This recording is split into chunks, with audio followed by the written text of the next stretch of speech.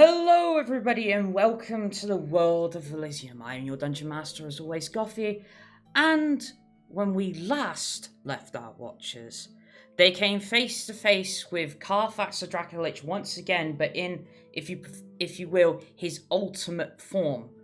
Alongside King Bobby, the party were able to valiantly and epically defeat Carfax the Dracolich by literally killing him in the sky as he tried to flee. After which they went to celebrate their newfound glory. Although they were reminded not long afterwards that there is still a great undead horde heading Dulldawn's way that will be within the city in a matter of days. But nevertheless, they went to the Ravenlock, met the tavern owner once again, who wasn't exactly pleasant towards themselves, or the king for that matter. For a couple of them getting quite drunk and wandering off back to the castle, the rest of the party headed off back to the manor that's half gone, essentially. Waking up, Vulen and Bobby in particular with hangovers, the rest not so much. But when the party were last all together, the most mysterious thing that was happening was that Vendrak was holding the new child that Lucy had not too long ago and feeding it. So, with that said, I am gonna guess that everybody at this point is gathered in a manor. I'm getting my hair brushed at when we left. Yeah, if I particularly remember, your mother told you to go and get dressed properly. Wasn't somebody hanging out with Bobby at the time? Happy. Hanging out in the castle? It was Vulen, but I think he left Bobby because Bobby was severely hungover. Yeah. So Let him be. He figured he could sleep it off. Besides, he'd been rambling around the city nonstop for the entirety of the siege. Yeah. I trust he's plumb tuckered out. Can use some rest. And when Gothy said "Newfound Glory," she made me think of a song. Oh God, no! Don't remind me of that band. My friend's over you. Oh my fucks! Fuck you. Okay, so we're at the house. Hey, good tunes is good tunes.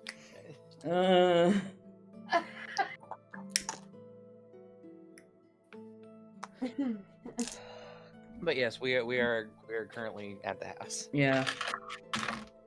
The only thing I know for sure is that Lucy is currently asleep after being up with the child all night and handing it off basically to Vendrak. Okay, fine. Vendrak's taking on daddy duties. Daddy dwarf. And look at the bright side. At least if he drops the kid, it's not a long way to fall. True. Got you there, didn't I, Jess? Yeah. As a father, you can say that I'm pretty down to earth. Well, you're pretty close to the earth. What's the difference? You Probably got it. the worst time to use meld into stone. Slowly sinks into the ground, but the baby stays on the floor. Yeah. Just don't throw it up in the air and try to catch it. You might miss. Has this baby got a name yet? No. Nope. It had. No. Really? That's We the first never- thing you do. Heather as a has not decided yet. No, figure the most Okay. appropriate thing would be for Heather to pick the name. parent. And it's Why Heather? well, It's her. Heather, isn't it? It's her, but it's like she's kind of not quite on board with that. yeah. No, that's it, isn't it? And And what gets- about the other? What about the I other lose elephant in the something. room, Sebastian? Sebastian's gone back pretty much to well, I say pretty much, he is his normal self, at least at current. Okay. Nothing, apart from when you guys originally came back and obviously Vulen brought it up, nothing's really changed. Like, Sebastian has been as he has always been. Yeah, that seems really weird. Yeah, it just, no, it's just that it hasn't been like dealt with as such, has it? The No, whole that's what I mean. what he did hasn't been, Yeah. approached as such. So, at the mention of the name of the child, actually, for those of you that are in like the main drawing room, for the last I'd say 5 minutes, Yeah. you can see that Heather has been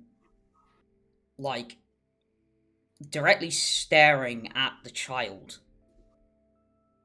Not with any malice, just almost daydreaming sort of stare. And then sort of, no, she just says, I think I know what to name it. Okay. Splendidhala. No. Rita. Rita. Well, see, What so, do you think is an apt name? well, you see, the weird thing is, I got this weird bloody dream last night, Okay. and this name just kept popping up in my head, and all the time. Okay. And, well, it was the only name that came to me, at all. And so, I don't know why, but I'm gonna name it Alyssa. Alyssa. Yeah. Aye. Is The same that name as that being ghost spelled- child. Yeah. Is that being spelled ALYSSA? Yes. SSIA. Alyssa. Aye. Okay. Right, oh, A-S. ALY. Oh, yeah. Princess. Uh, ALYSS. IS. IA, sorry. IA. Oh, Alicia. Yeah. Yeah, I quite like that name actually. It's different. But yeah, hold on, wait, ghost child? What? You never mentioned that before. You just said You did not hear. me. Or something or Oh, other. before. When Okay. we were Is at technical there- before. Yeah. Is there any particular meaning to the name? Got no idea. It just came to me in a dream. Okay. Oh, it may have something to do with what the bloody hell it was you were describing when you came back, but I have no idea. Okay. Trying not Something to so force strong him coming to shy. your mind. Okay. Maybe. Sounds as if there's something to do with a reunification. The what? Alright, I'm just gonna stop listening at this point. Fine. Talk about bitch. Oi! Look, the day when you have a child just dropped on you and somehow it has to do with you and you have no reason as to why it is to be, literally, and you be in my shoes. Think of what this situation. That is kind of what happened. I was like, just walked in. Hey, found a kid. Okay, bye. Hang on, guys. What's the matter, love? I'm so on board with Heather because I still can't make sense of it. Well, none of us can. Unfortunately, it's something we've got to learn to cope with, and we've got to adapt. There's a Heather. child in the mix.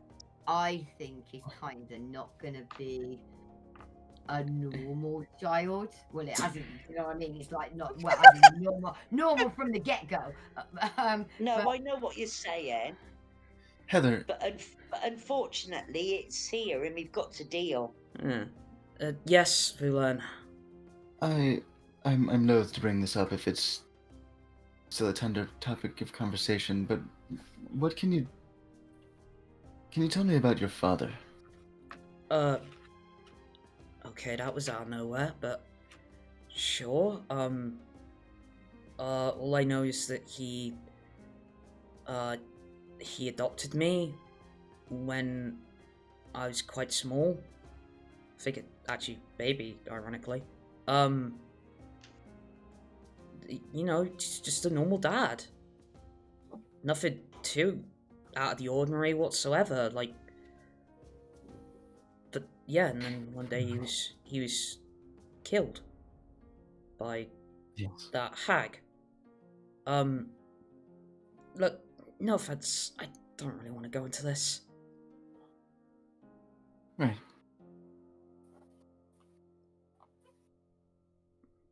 Well, Perfectly fine. Well, I suppose at the very least, if I've named it, Vendrak, you mind? She like holds out her arms. it's your baby, so you'll take responsibility, right? Sure, whatever. Someone needs to. And Katterina comes up the hallway from around the corner, just like, no, not her. We were there when it was made. Wait, you were what? Oh yeah. Vulen, you explain it. I don't. She She just goes back down the hall. Oh, did I not? Oh, what if I already Wait, said? are you and Lucy? Together the child. Yes. And yet, Are you somehow, sure despite it all, you're Heather, not- You're still the father. What? For the last bloody time! Do I really look that much like a boy to you? I would perhaps call myself more of a midwife in this case. I mean, what else would you call your essence that created this baby? Hmm. You didn't give birth to it. I'm a big wild kid. Someone else did, right? You know what? I'm gonna leave the room with the child before it is tormented.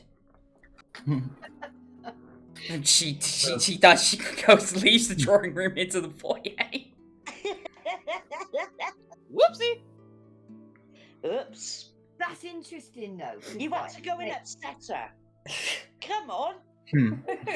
like essence, because it's not like a soul thing, is it? Because Well, it was. It kind of is, kind of isn't. Yes. But, I mean, It's it's still the something- part of her that went inside Yeah. somebody else, and then a baby popped out. What do you call that? Uncle Vendrak, where do babies very come from? strange is what I call that. Yeah, very strange. But how Well, apparently, when you swallow an orb,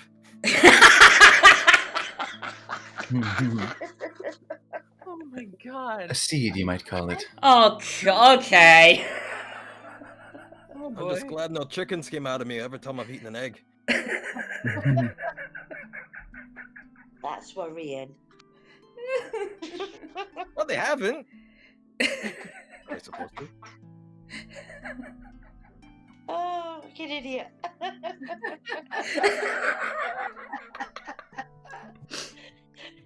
but What the hell made you say that? how's that actually possible? Like with what we've come across, like regarding souls and that so far. So you've still got Heather's still Well, a baby that's your fine. you're- Come from nowhere.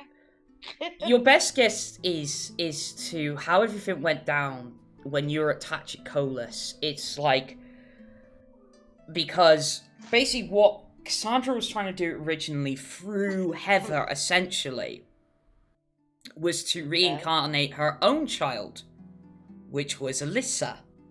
Okay. But obviously Right. that process didn't happen because you guys stopped Cassandra Yeah. and ended her. So basically, what at your best guess is what happened is basically Alyssa's spirit remained in the town along with its burnt ashes. Of course, you got stopped trying to teleport to Dulldawn. Mm-hmm. And also encountered this. And so basically, what Alyssa has essentially done is this like soul gem, if you will, that she gave Lucy contained her soul and part of Heather's. Right. Oh, okay. And basically, obviously, Lucy ate it and magically gave birth to a baby. Yeah. That, because obviously the same fact as well, like, she showed, I believe it was, it might be Katterina, I can't remember who exactly, but she showed one of the party members a vision of current time, and Heather was slowly dying. Yeah, that was me. Yes. Oh, that was yeah, you, right. Yeah, I remember that. And obviously the fact is, like Alyssa tried to explain to you, if this doesn't get sorted, she will die. Right. And that was why Lucy stepped forward. And so Alyssa's ghost, Yeah.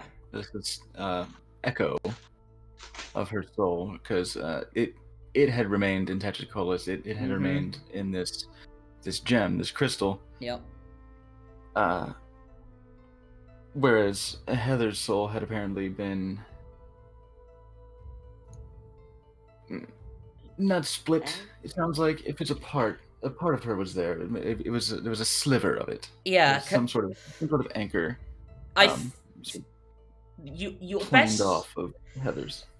Your best guess would be that it's the fact it's something to do with the original reincarnation. It's the fact that basically Heather was going to be used as the original vessel. Yeah. And that's how basically Alyssa's soul is tied to hers. Mm-hmm. So... Is that more what it is? They're kind of tied, because I'm thinking, does that not affect Heather? Right. If part of her soul is kind of gone and in some way. Which seems that it's back. It seems that this birthing process, the reincarnation guys, of I'm gonna Alyssa. go to the little girl's room. Okay. Right.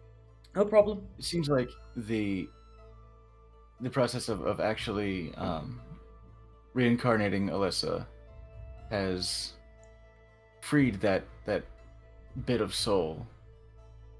Because if part of your soul being missing is what's killing her, what's slowly eating her from the inside, that void, that vacuum, then the fact that she's fine now seems to suggest to me that bit has been returned. Right. Okay. Because in simplicity, the reincarnation process has been completed. Mm-hmm. So there is nothing for now Alyssa without to the hang. ritualistic Yeah. marriage to Cobb. Yeah. So because there's nothing else for Alyssa to tie onto, as it were, for her to remain as such.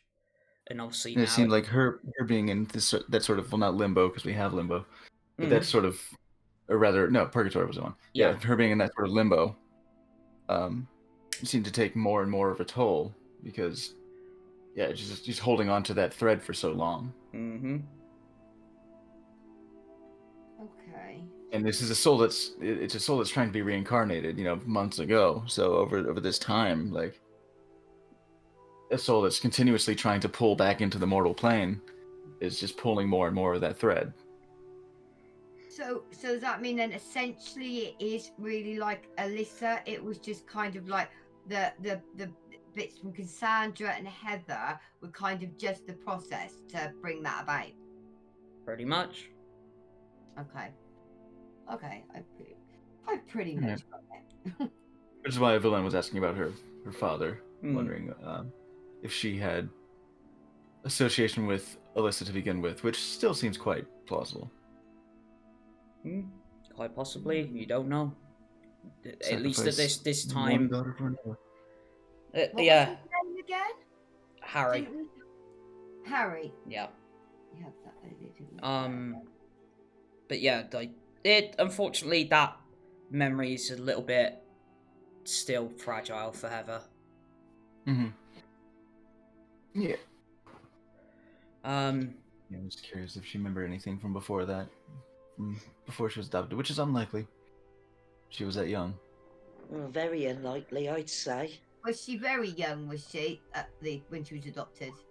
Oh, she said She's- she was a baby. Yeah, from what she remembers. Oh, Okay. Yeah. okey-doke. I figure she was informed. Okay, if she, quick question: if she was adopted as a baby, would she have any recollection of her mother?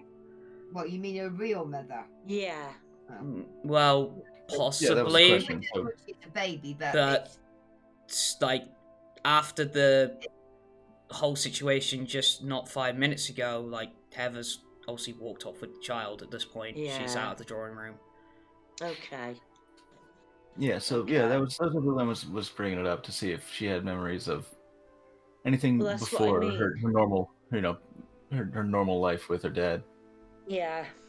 And Okay. it seems like it was just her and her dad. It seems like she didn't have that Harry didn't have a wife to be the adopted mom of Heather. No, but I want about her real mother. Would she have any recollection of her birth mother? Probably that's- not. That's the question. Probably not. Yeah, Just no. guessing the fact that she's like adopted and she's only known her father. That's it. Okay. That's your best guess. Would have been the next Yeah. line of questioning, but I'll leave her to this. Yeah. Yeah. Don't want to press it because it seems unlikely she would. I mean, even Katterina, had very little memory of like her very young childhood as well. Okay. yeah. It would be interesting though to. Well, that's it, find isn't out it? Who it was and if it has any kind of relevance to what's Airing, yeah. Airing on what's going on now. No, you'll have to find out in time. Okie dokie. At That's least for the fine. meanwhile. In the meanwhile. Yeah. Back to my notes. So over the like sort of the next couple of days, there is an impending undead horde coming this way, Yes, we do. and Need to keep reminding us. they've got to be pretty close now, surely. yeah, they'll be getting close. They'll be Perhaps that's why she keeps reminding us. getting Yeah, I know. In fact, over the next couple of days, Mhm. since we do know we have about 3 days to go, at least once I'm sure I would have sat down and had a bit of a scry Okay. on the. I know Katterina got a visual on the army. Mhm. Oh, okay. I don't know if I did. No, I don't believe you did. Well, Okay. I'll do my best if Katterina would be willing to assist and describe, the sort of formation, what kind of armament they were having. Like, give me as complete of a visual picture as you can about what the army was looking like. The first thing she would say was, "Well, there was a lot of them." And the player honestly cannot remember exactly how they were armed. Okay, so you'd be Okay. it essentially what you saw, Katterina, was a mismatch of different undead creatures. Like you're talking skeletons, zombies, possibly some wraiths. Like you're talking whole shebang. Okay, yeah. So it was a big melting pot of gross. And it was basically, from your vantage point, it was from the west, so presumably from Castle Craven.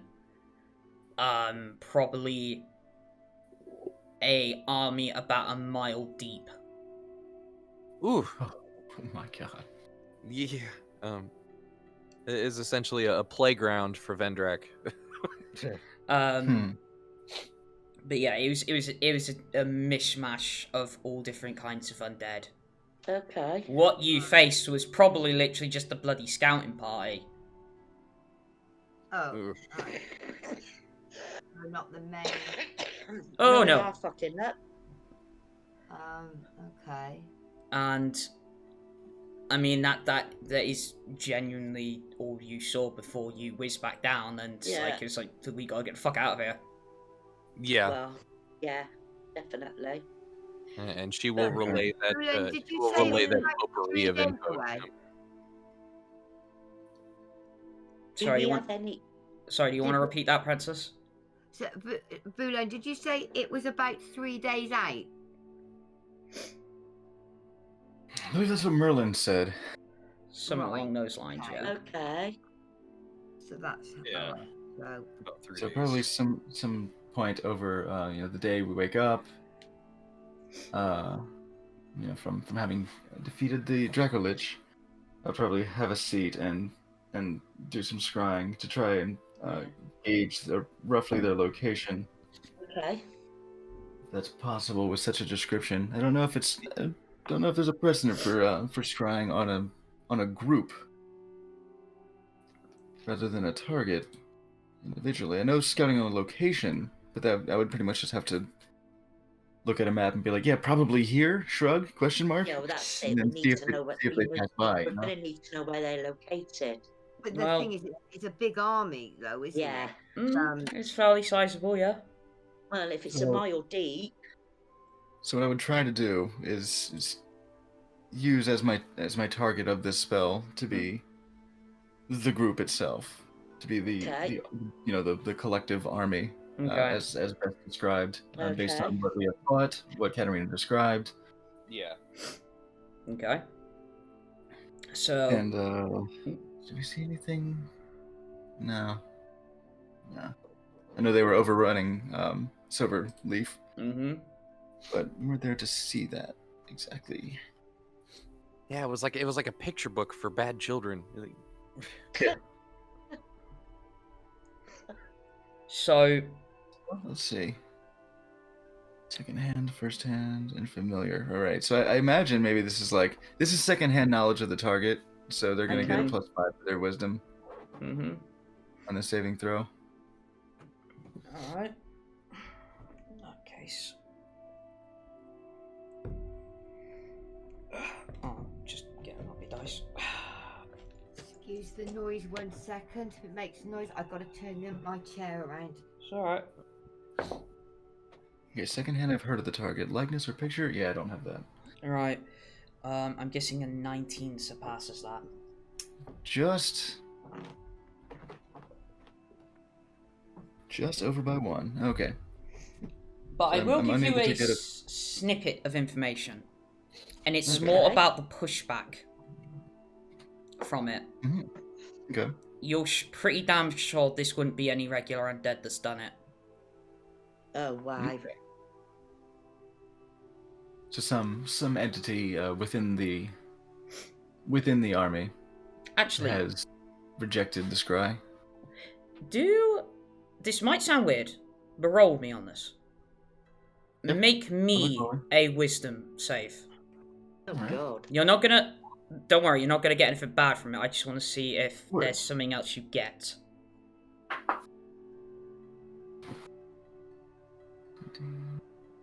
Oh my god.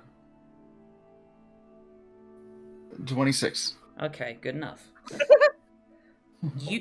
Oddly enough, not only do you reckon this is no mundane undead that's done this, Mm-hmm. you don't think this is something undead that's done this. Oh. Something within this army. And oddly, like, even though, like, your scrying is getting, because of the pushback, it's getting sort of hurled back and forth, it's like something or someone is leading it. Yeah. Yeah, it seems like there's a general of some kind Mm-hmm. who is not undead.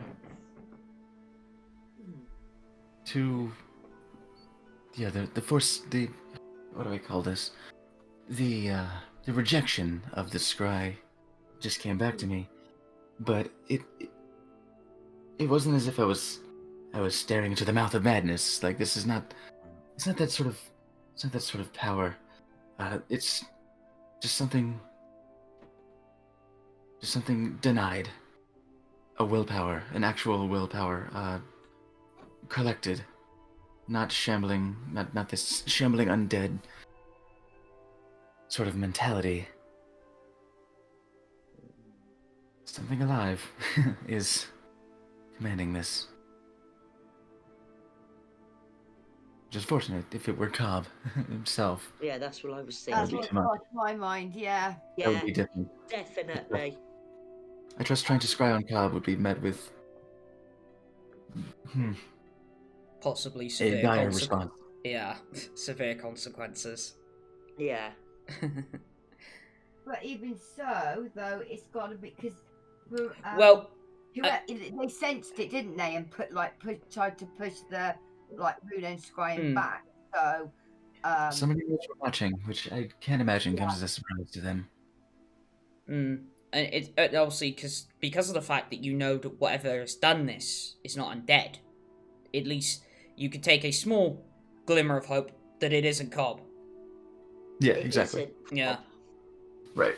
Okay. Yeah, because were it Cobb, it very much would be that staring into the abyss and having it Yeah. scream back. Or Definitely. reach its hand through and rip your face off, something along those lines anyway. But would he though? Would he want anyone to know that it's him? Maybe until right when he gets there, and kind of take us by surprise. I don't imagine he has any care Okay. to be subtle. Mm. And No, he's So- undead. He's classed as undead. he is a lich, yes. He is undead. Right. Okay. Right. He is, of course, trying to go beyond that, but Yeah. no, he is. Yeah. He is nonetheless a lich, Yeah. And an undead vessel for this Okay. consciousness. we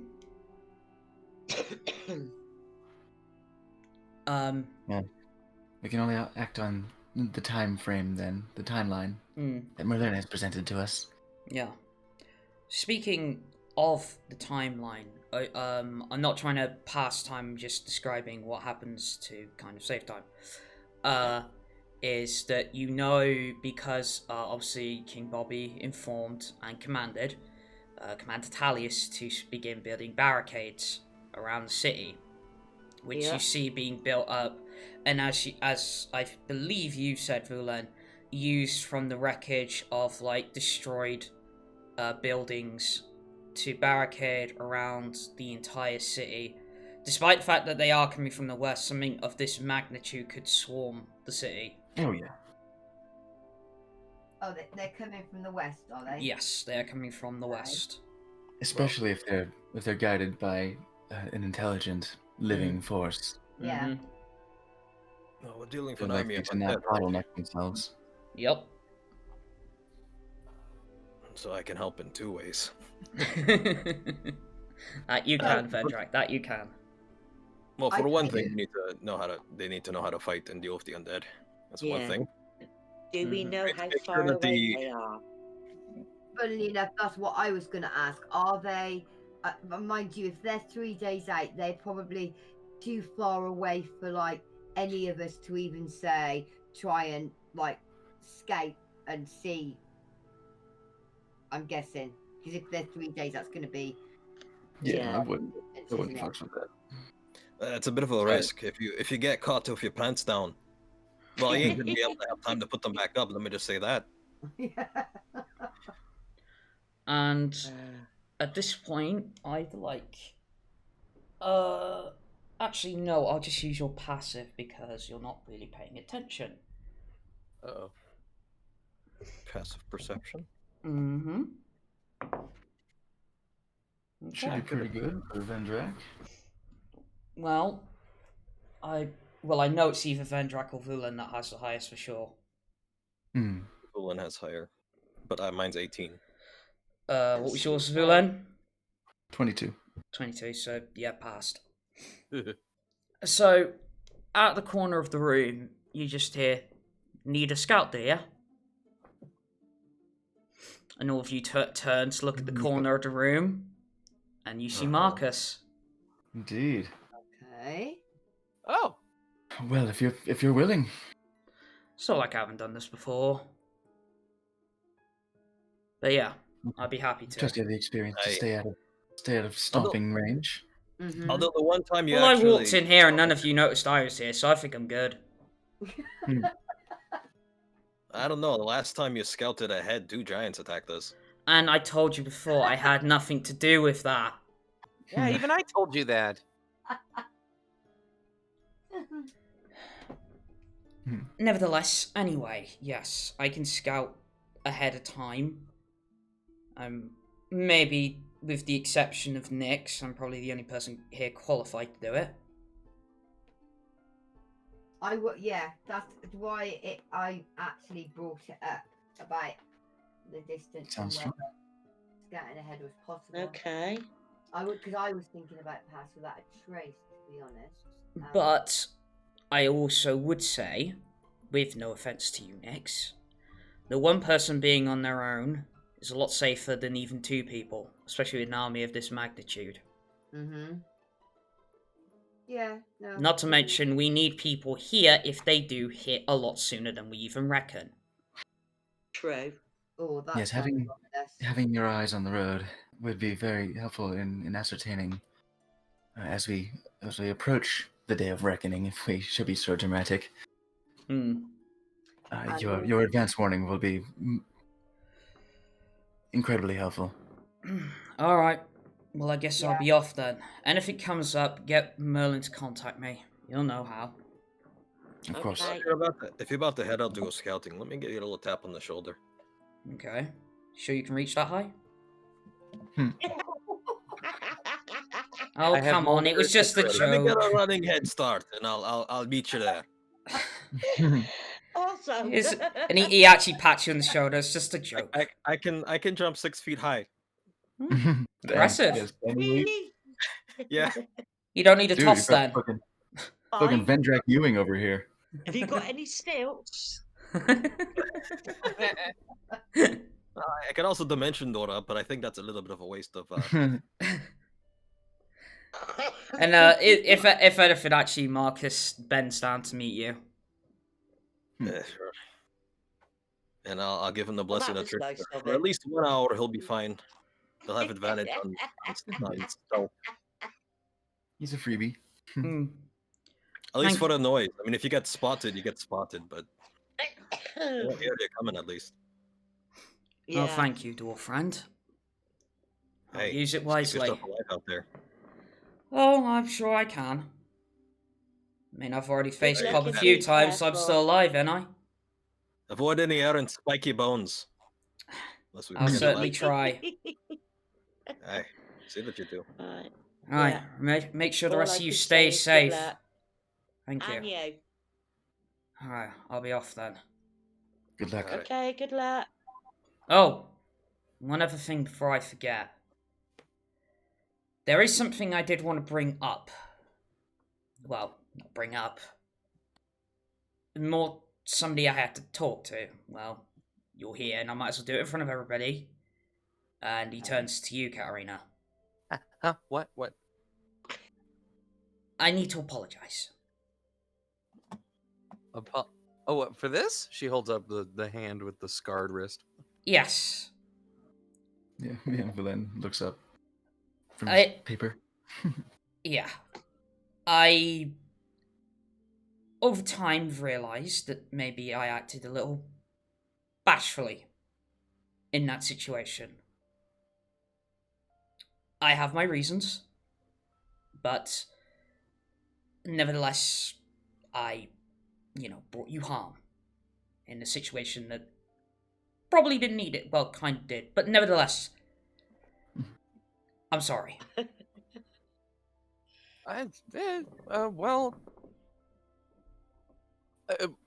Apology accepted. She looks down at her wrist. It was weird for everybody. I was trying, so were you. You fixed it though, and not gonna lie, this looks pretty cool. Well, more correctly, he fixed it and nods over to Vendrak. Like, if I'm perfectly honest, if he was in here, you wouldn't probably have a hand right now. Really? Well, And keep in mind, Katterina was borderline passed out when this happened. well, I'm not a cleric, or a paladin, or any of the some sort. You know, my skills only go far as probably tying somebody's arm together with fibers. Yeah, like I said, it was like taking a battle axe to the face. In a way of sorts, yes. She looks Well, at her wrist and it's says, life "This isn't a transference. face." No, the life transference. Hang on, I haven't took a battle axe to your face. Well, let's hope that doesn't happen. What? I'm a big boy, I could take it. Now you're not. Yeah, well, maybe not in height, but I've got it in girth. He's a wide boy. Yeah. Just about the girth. Okay. You know, short and stout. But I will leave you with this warning. Now, I already know you know all this. Don't get me wrong. And this, he's more directing this at all of you. But kind of centered on Katterina. Mhm. Even if worse comes to worse, do not use that destruct code. You understand? Thoroughly. We wouldn't do that anyway. That would be like, you know. Well, at this point, like he is like airing this out towards all of you, but his eyes are fixed on Katterina because, as you all know, it resonates with her. And she really wants to play with it. You know, on that note, where exactly is it? It's in Vulen's pocket. Well, players know that, not Yeah. the characters. Hear it, can you? Yeah, I was saying, nobody knows. So, Yeah. I was going to say that next. Don't worry. Yeah. But I was just Everyone confirmed. else knows. Either Yeah. Marcus or Merlin has. Or That Merlin has. stays on until we get a fight. Yeah. When So, we get a fight, I that's was when the asking, map 'cause I was wondering aloud. Like, I Okay. Yeah. remembered Marcus having it. There was basically hang there on, was so there was a little retconning that happened there because I had honestly forgotten myself. But Okay. we retconned it in the way that like Vulen obviously knows he has it, and basically I think the way I framed it was I don't think Marcus realizes he doesn't have it anymore. Nice. Uh-huh. So even Merlin has a few pickpocketing skills of his own, apparently. He's a sneaky boy. Probably a mage hand or something, we don't know. right, Point. hold on. So Vulen's the only one character-wise who knows he's got it. Probably with the exception of Merlin. And Right, Merlin. okay. Yeah. He probably casted the spell hippity hoppity, your pocket's now my property. Yeah. But so yeah, and so like when Yeah. Marcus was doing the messaging thing from Purgatory to Katterina, obviously he believed he was using the cube to be in contact with her. Obviously, he doesn't realize yet he doesn't have it. Right. Oh, okay. Yeah, it will be. Every now and again, I can hear Right. Because at which point info. he goes, "Oh wait, you can't use it because." Rummages in his pocket. Where's it gone? Oh. No, seriously, where's it gone? I believe Merlin took it for safekeeping. Bloody wizards. Right, I'm gonna have a little word with Merlin then. Anyway, point is, yeah, don't even attempt to ask Merlin for it if he has it. Anyway, I'll be off now. See you soon. And Good luck. he walks Good luck. off. Wind to your backs, friend. What are we doing? Okay. So, I suppose. I might have a bit of a mission to do myself. Okay. Okay. What I'd like to do is go and take some of this time while we wait for him to return with word of the army, and as Vendrak is going to help with the reinforcements over the barricade and such. I'd like to go rummage through the tower of the Archmage. Okay. Okay. See if I can't make anything of the rubble. See if he has any available spell books. Any, any materials. Okay. Anything that would be of use. Even if Have not we spell got? books, maybe lore on binding language. Okay. Okay. We'll get to that in a second. What were you going to say, Mouse? I was just going to ask if we had enough food for Nessa and Tanaway. That could be probably easily arranged. Quick trip to the market. We'll probably sort that out. Yeah. Byron's Okay. still Eh? doing his thing, isn't he? Yeah, Byron's still around. Okay, Good, so good, good. the other ones are probably being taken care of. Yeah. Right. I'm just wondering on the amount of food we have left for them. And Yeah, I know we 48 have hours, a I could certain always amount. well prepared Yeah. to Yeah, trade it's now food and water. back. Okay. so, like, when you walk up to Byron, there's like ask you to get like food and stuff for Tanaway, Nessa, and all that. It's like, can I also get the money to feed these guys? And he nods towards Bill and Ben. Oh, I forgot about them. Well, yeah, we've got. Well, more they don't him. think that- well, Mhm. which is which again? Bill is Bill the Toad. Yes. Yes. And I think he's going to need a larger supply than usual. Okay. Wait. He's a giggle frog now, I forgot. Flumps eat? Well, Frogs don't eat, do they? I don't. I mean, I They- don't know there's some really. I've tried various things, but he just floats away. Okay. I think he knows what he's doing. Bloody hope so. Okay. Flump Well, can feed off of non-psionic creatures' thoughts as long as there's some amount of intelligence. Yeah.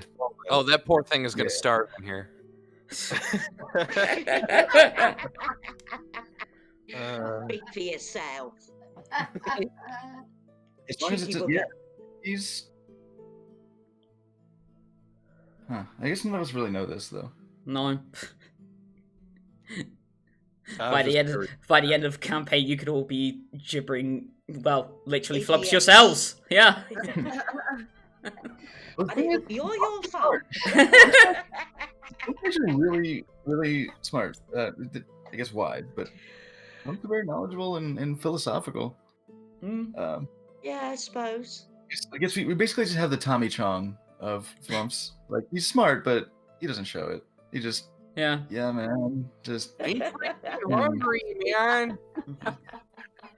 There should be a character like that wears a flump as a hat.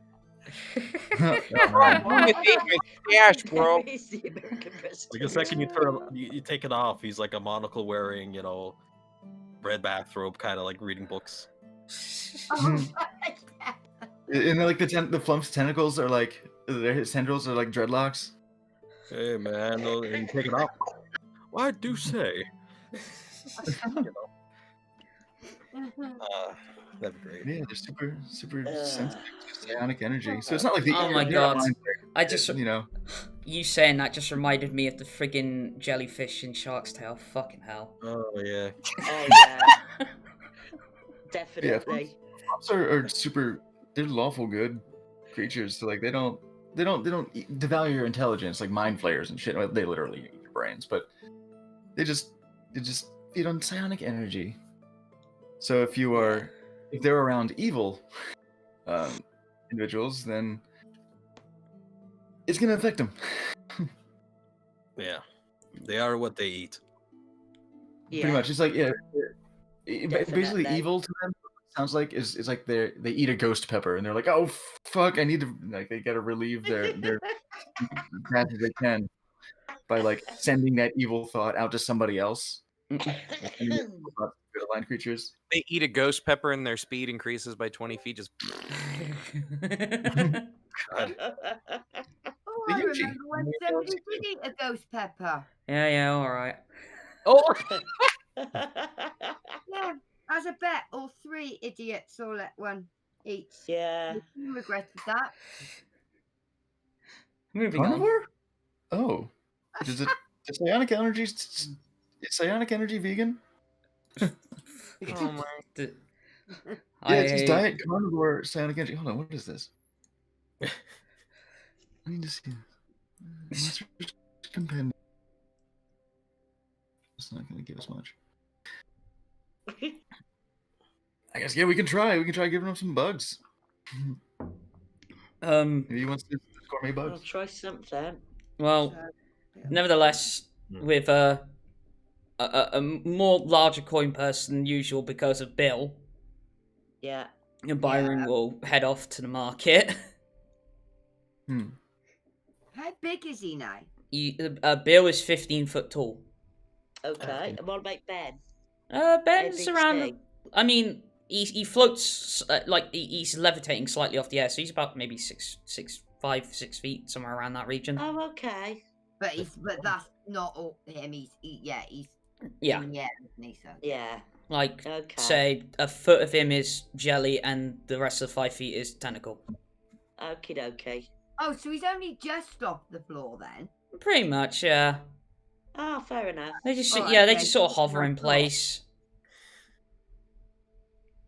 He's he's a moving dust ruffle. Okay, they actually normally eat psionic stuff. It's eating non-psionic is painful, but eating psionics is not. Oh. So they can. He doesn't like it. They do so without any physical indication. They do it at a safe distance. Just Yeah. Eat your soul. Oh. Safe, sane, consensual. Yeah. Maybe less than consensual, I guess, if you don't know about it.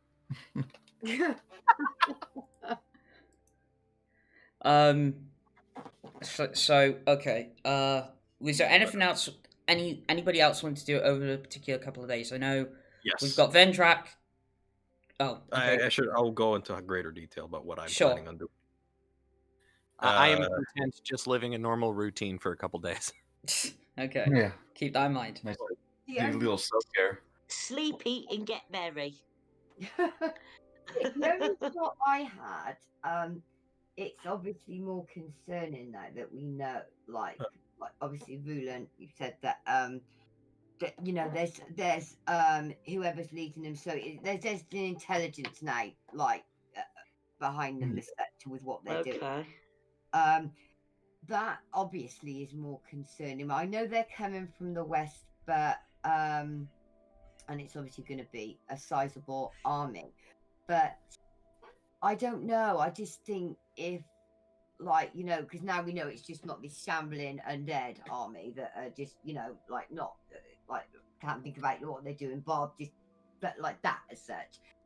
I think, is it worth checking, just having a look, say, all around the city perimeter as such, because we might be thinking we're concentrating on where this army is coming from, or say the bulk of it, and there might be another part of the city they might think, right, okay, they'll try and take us by surprise from.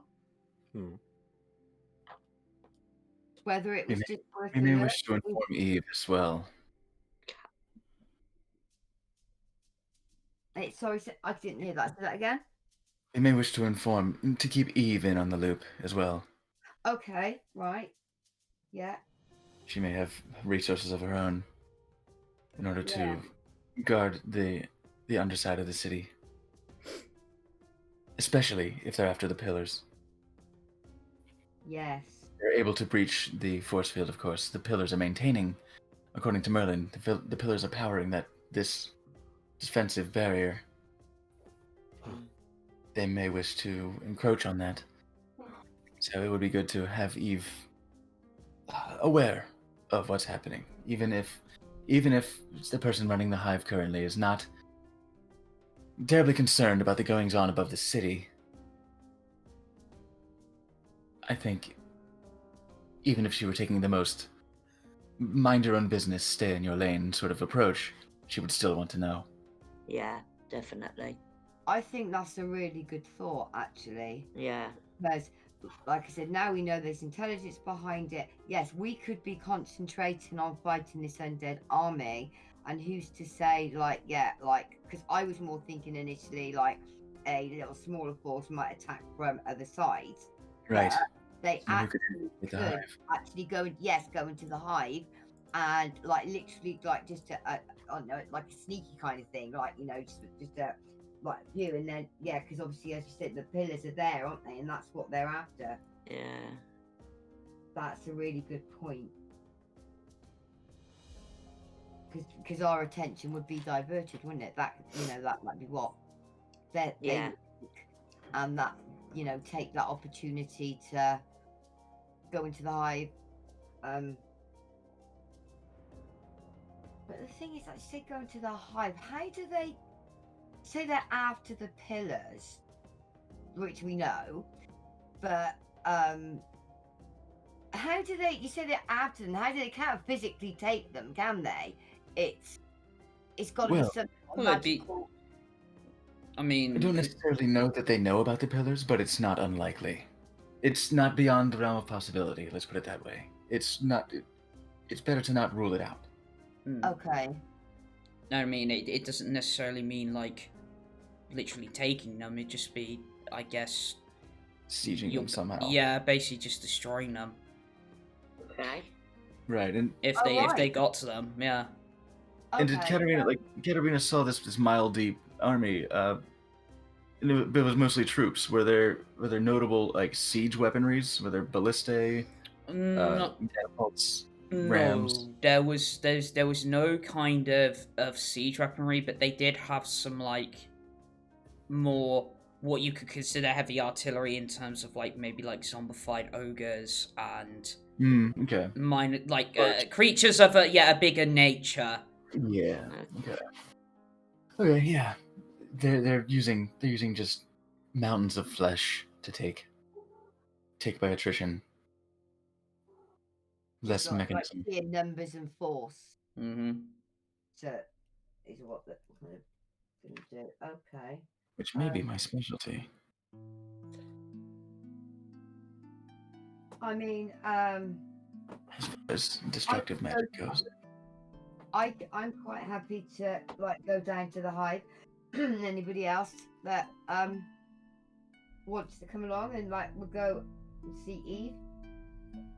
I'll be spending some time poring over the remains of the late Gladius's tower. Okay. See if there's any useful knowledge to be gleaned from there. I might actually also go speak to Mr. Beetle. I might have some advice I could use from him. And I'm gonna be sleeping in a bed for the next foreseeable future. And then This is a severe case of the I don't wanna. and then you God. get a severe whack of the back of a pet brush. No, you will help your friends. You will not sit lazily by. That's I'm quite. not sitting lazily by. I'm taking a nap. I gotta be Go out well and help rested your for a friends. mild You army always of wanna- undead. Yeah. In fact, Marie, if you'd Help like to your friends. We accompany can see zombies coming out. Yeah. me. Yeah. Exactly. 5 more minutes. Tell him to wait. Can you hit snooze on I'll a go with zombie? Nix. A zombie horde? I'm literally just relishing in the fact that that we've got Marie here, like keeping Katterina in line is so funny. I'm just like literally just really enjoying watching this right now. You're a sadist. Oh, I'm sure I'm not the only one that's enjoying this. Well, What's No, I like the fact that, Lady Marie. Well, it's not Lady Marie anymore, is she? Marie is treating Katterina like she's about 9. She's got a lot of catching up to do. Yep. For that 20 matter, years of chastising to catch up with. What is this? The Catholic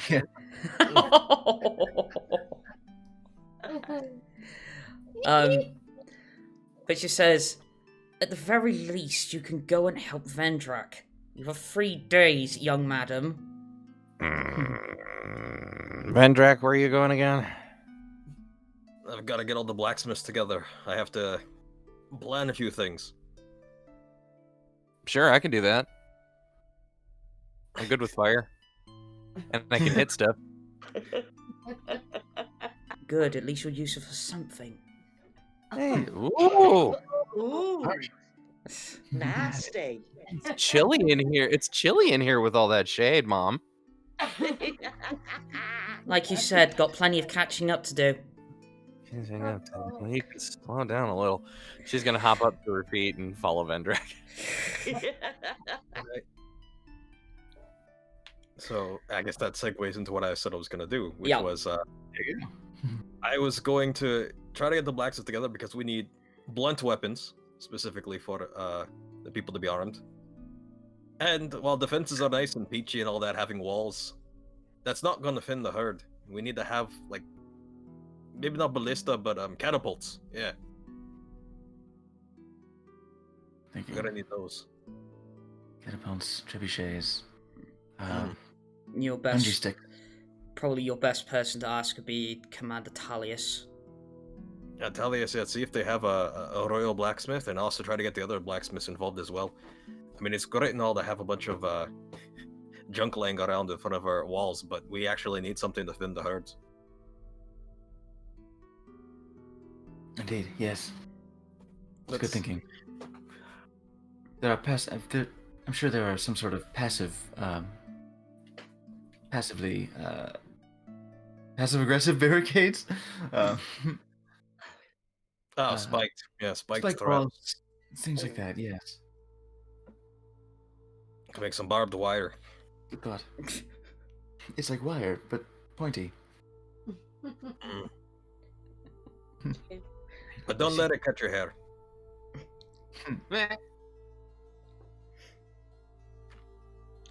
Alright, so I suppose in this instance, who wants to start off then?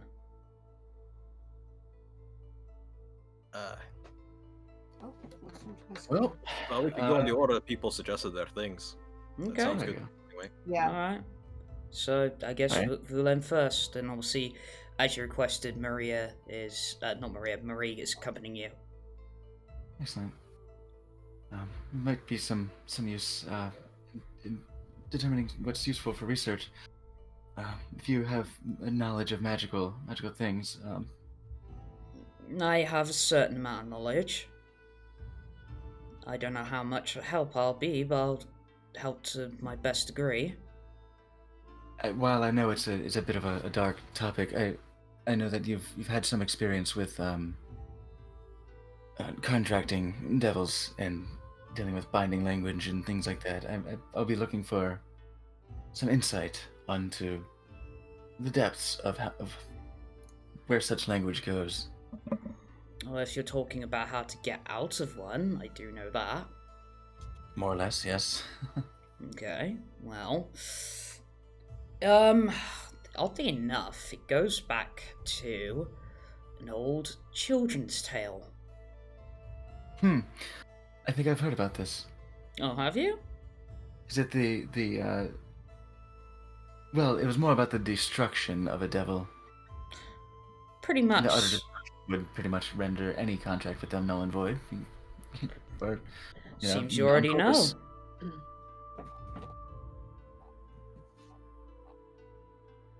But something a bit more Is it? practical yet roundabout is what I'm thinking. In other words, using language to negate other language in a way that does not reach the original contract. I mean, I've never heard of such a thing, but you're willing to give it a try. I don't know any better. Maybe worth looking. All I do know is be careful, because devil contracts, well, the devils that create them, normally always have a loophole where you least expect it. Exactly. Okay. And normally why they I- have a loophole within that loophole. So I do not go in lightly. Sneaky bastards. Certainly wish to observe every angle in this regard. Very well. And I don't want to make a rush of it, but I'd like to get started with looking into this just as soon as possible. As you may or may not know, we've had our own complications with devils. Mm-hmm. Dinner break. Oh yeah. From what I have heard, seems we have almost the exact same problem. More or less, one of these devils is haunting us. Hmm. One of the devils, actually. I don't know if I brought this up. No, I believe I brought this up at Indeed the you Twilight. did. Yes, Sebastian, which you've met. He. Mhm. I almost refuse to believe that any creature must be tied to a nature. As in, I almost refuse to believe that. Look at Rias, for example. Did you talk to Rias much? I haven't. No, quite honestly, I haven't. But I did notice one thing.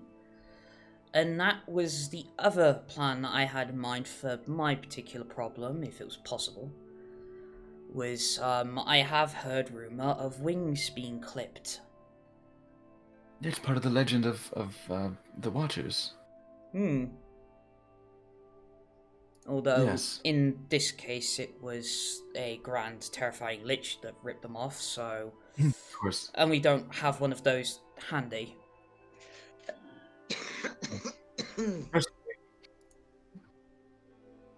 So... At least Yes. At least as far as I know, there's really only one or two ways about it, but you may be on the verge of a third. I hope so. It'll take some study.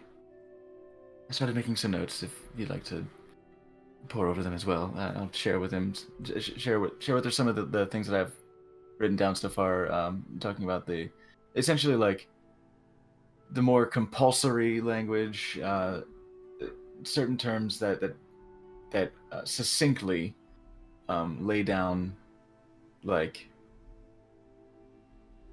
the crucial nature of adhering to the letter. Mm-hmm. So that like we can't leave anything up to interpretation. We can't leave anything up to the spirit of the law. As much as like shit. This is almost where Vulen's like lawful nature is coming back. Is that he's starting to get into, all right, what is law? What is code? What is structure? And how do we work with it? Now, like, how do we manipulate it?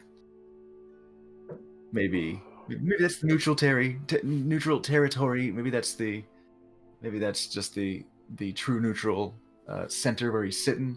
Mm-hmm. But I think yeah, he's pretty much like sharing with Marie just some of the language that he's found so far to be the most explicit, the most tight, and like even trying to his best to cross-reference it with other languages, which is why he's definitely gonna take some time. And in fact, we should probably do this first and go speak to Mr. Beetle. You might find him an interesting gentleman.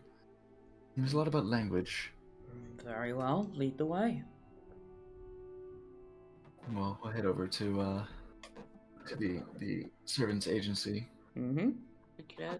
And Chat with excuse me. Luckily you find it is one of the few buildings that is still standing. Right. You find Mr. Beetle inside, where you always find him behind the desk. Obviously, in his butlering uniform. Mm-hmm. And so, Master Vulen, it's good to see you again. Mr. Beetle. Fantastic as always to see you as well. Things have been complicated around here lately, haven't they? Certainly. I've barely been able to keep up business. Well, good news. I just joke. Yes, I know it's trying times. Good news on that front, at least, though. The dreadful Dracolich monstrosity that has been haranguing the city is, well, right here in my pocket, actually. And I pull out the blue vial of soul dust. Oh. This is all that remains. It is dealt with. Huh. Would have thought for something as destructive, you wouldn't think it'd be this small. I have a lot to learn about this substance. Apparently, it is a very powerful residue that is left over from magical creatures such as that. But that is not necessarily why I come to you today. I wish to I, I do a little chuckle at a joke that only I'm telling myself because of the fact that there's an undead army coming. I chuckle when I say, "Pick your brains." Okay. About a ton. If I may get some advice on how do you draw up your contracts? I'd like to look at some sample contracts of yours. Very well. And he draws up some of the some of the ones you filled in before, like the name of like the person you hire and your signature goes into it. And basically, what it boils down to is basically if you've ever gone through like a terms and conditions, Yeah. sort of thing.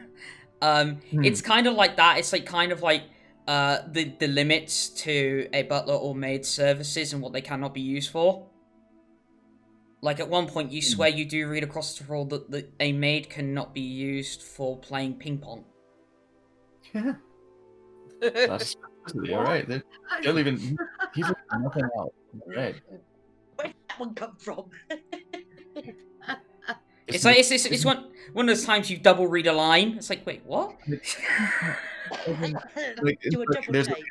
a little like a parenthetical that like explains variations on ping pong to be table tennis. Okay. Actually, this is useful already. Okay. Are you looking to get into the business of hiring out maids and butlers? Somewhat the opposite, actually. Okay. Would it be possible to, do you have any templates that I might be able to take with me if it's not proprietary knowledge? Well, all of these are handwritten out. I could have one I tomorrow, possibly. Well, that would be absolutely fantastic, and I'd be happy to pay for your services. What would be particularly helpful is looking into other languages. I know we've broken bread over this before, so to speak. And to that point, idioms that may be taken literally. Those are of interest as well. Essentially, ways to make contracts ironclad as possible. Ways to make them as little up to interpretation as possible. Yes, as in the letter, following something to the letter rather than the spirit. Okay, well... A particular interest would be exit clauses, as in addendums to a contract okay. that would not negate or void the original contract, but allow a bound party a way out of it. Okay.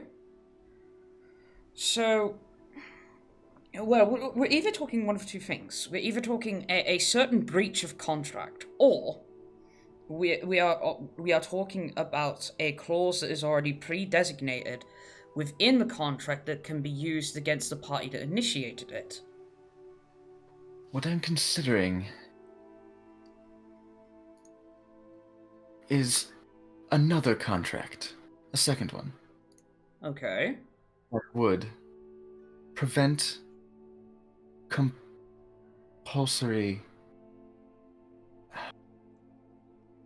further compulsory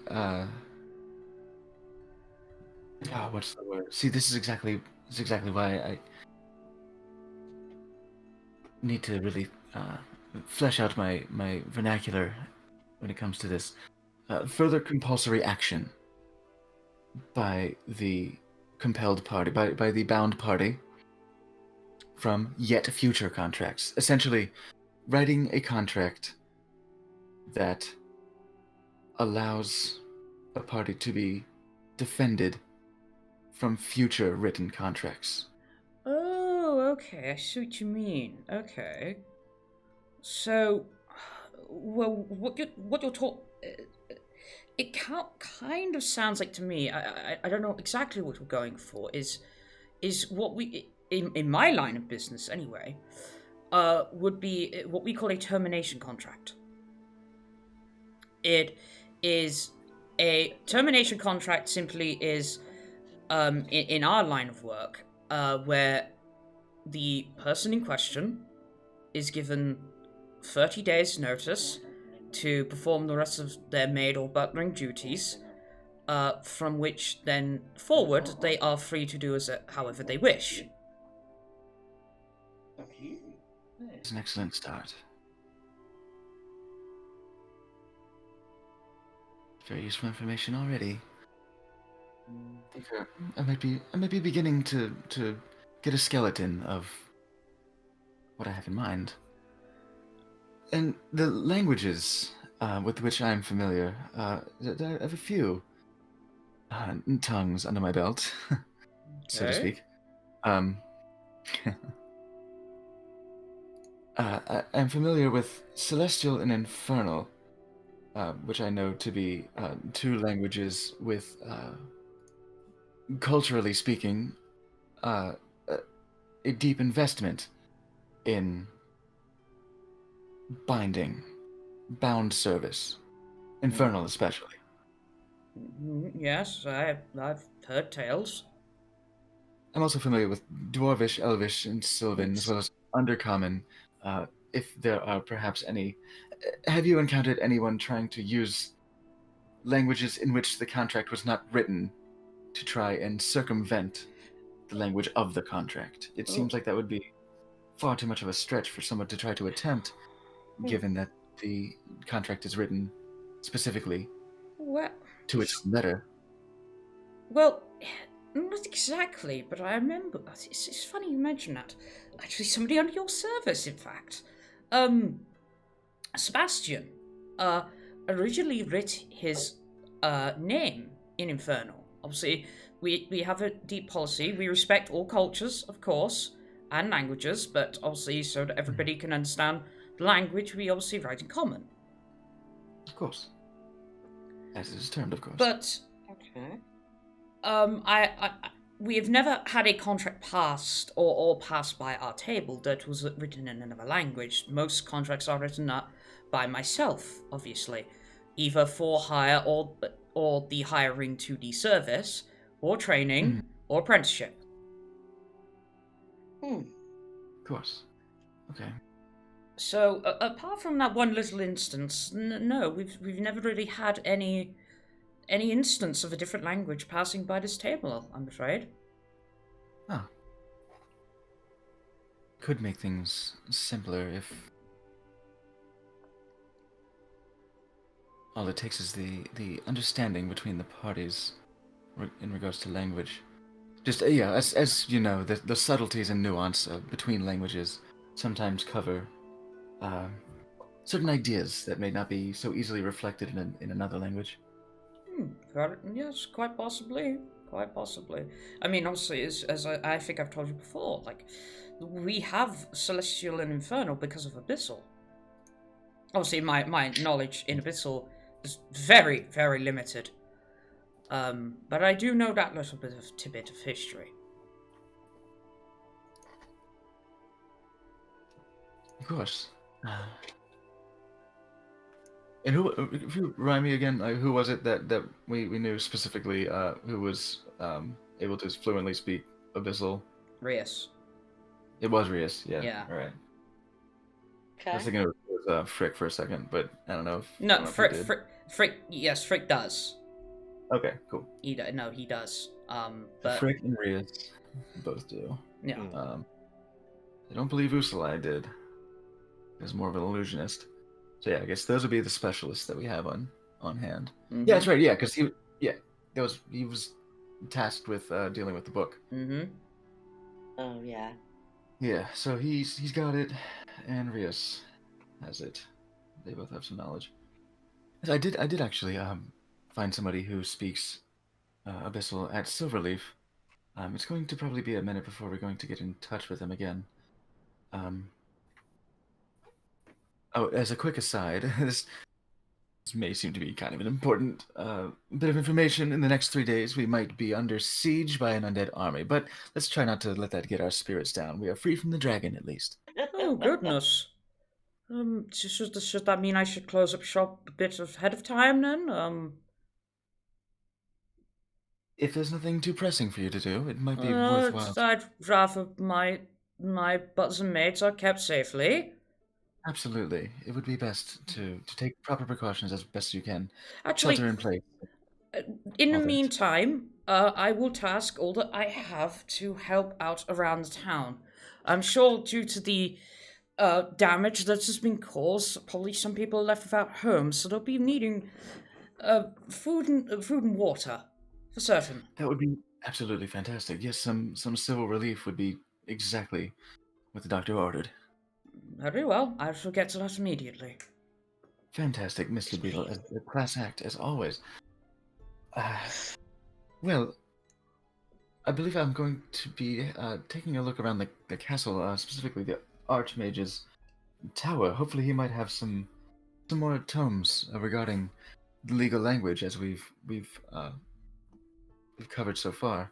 Quite And possibly. if you'd be willing, I would be more than delighted if I could stop by again and with any of my findings, if we could cover some more advice, it would be very much appreciated. Of course. Oh, also, where are my manners? Mr. Beetle, this is my friend Marie. She has some experience in contracts as well. Pleasure to meet you. And for a moment, you see Mr. Beale stared. It's like you get the impression he recognizes her, but he's not sure.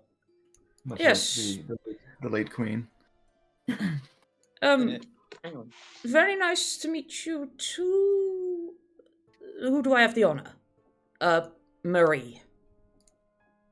Yes, very nice to meet you. Simply Marie. Well, unless there's a Last name? Sorry. Katterina. I don't know if Katterina.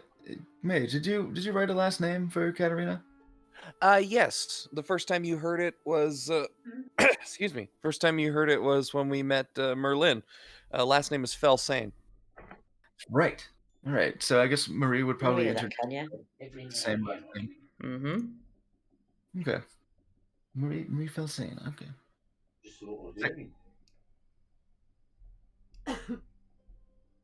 If she's as formal as I am, anyway. Yeah, Vulen always does his last name. I don't know if she. If she would do I this. can more imagine the situation where she doesn't give the last name, but you do. Yeah. Like, this is my I like to take the shit out of that. introduce her. My friend Marie Felsane. It's like kind of looks sideways at you. It's like, oh, never mind. But yes, Teach very yourself. pleased to meet you, Mr. Beadle. Yes.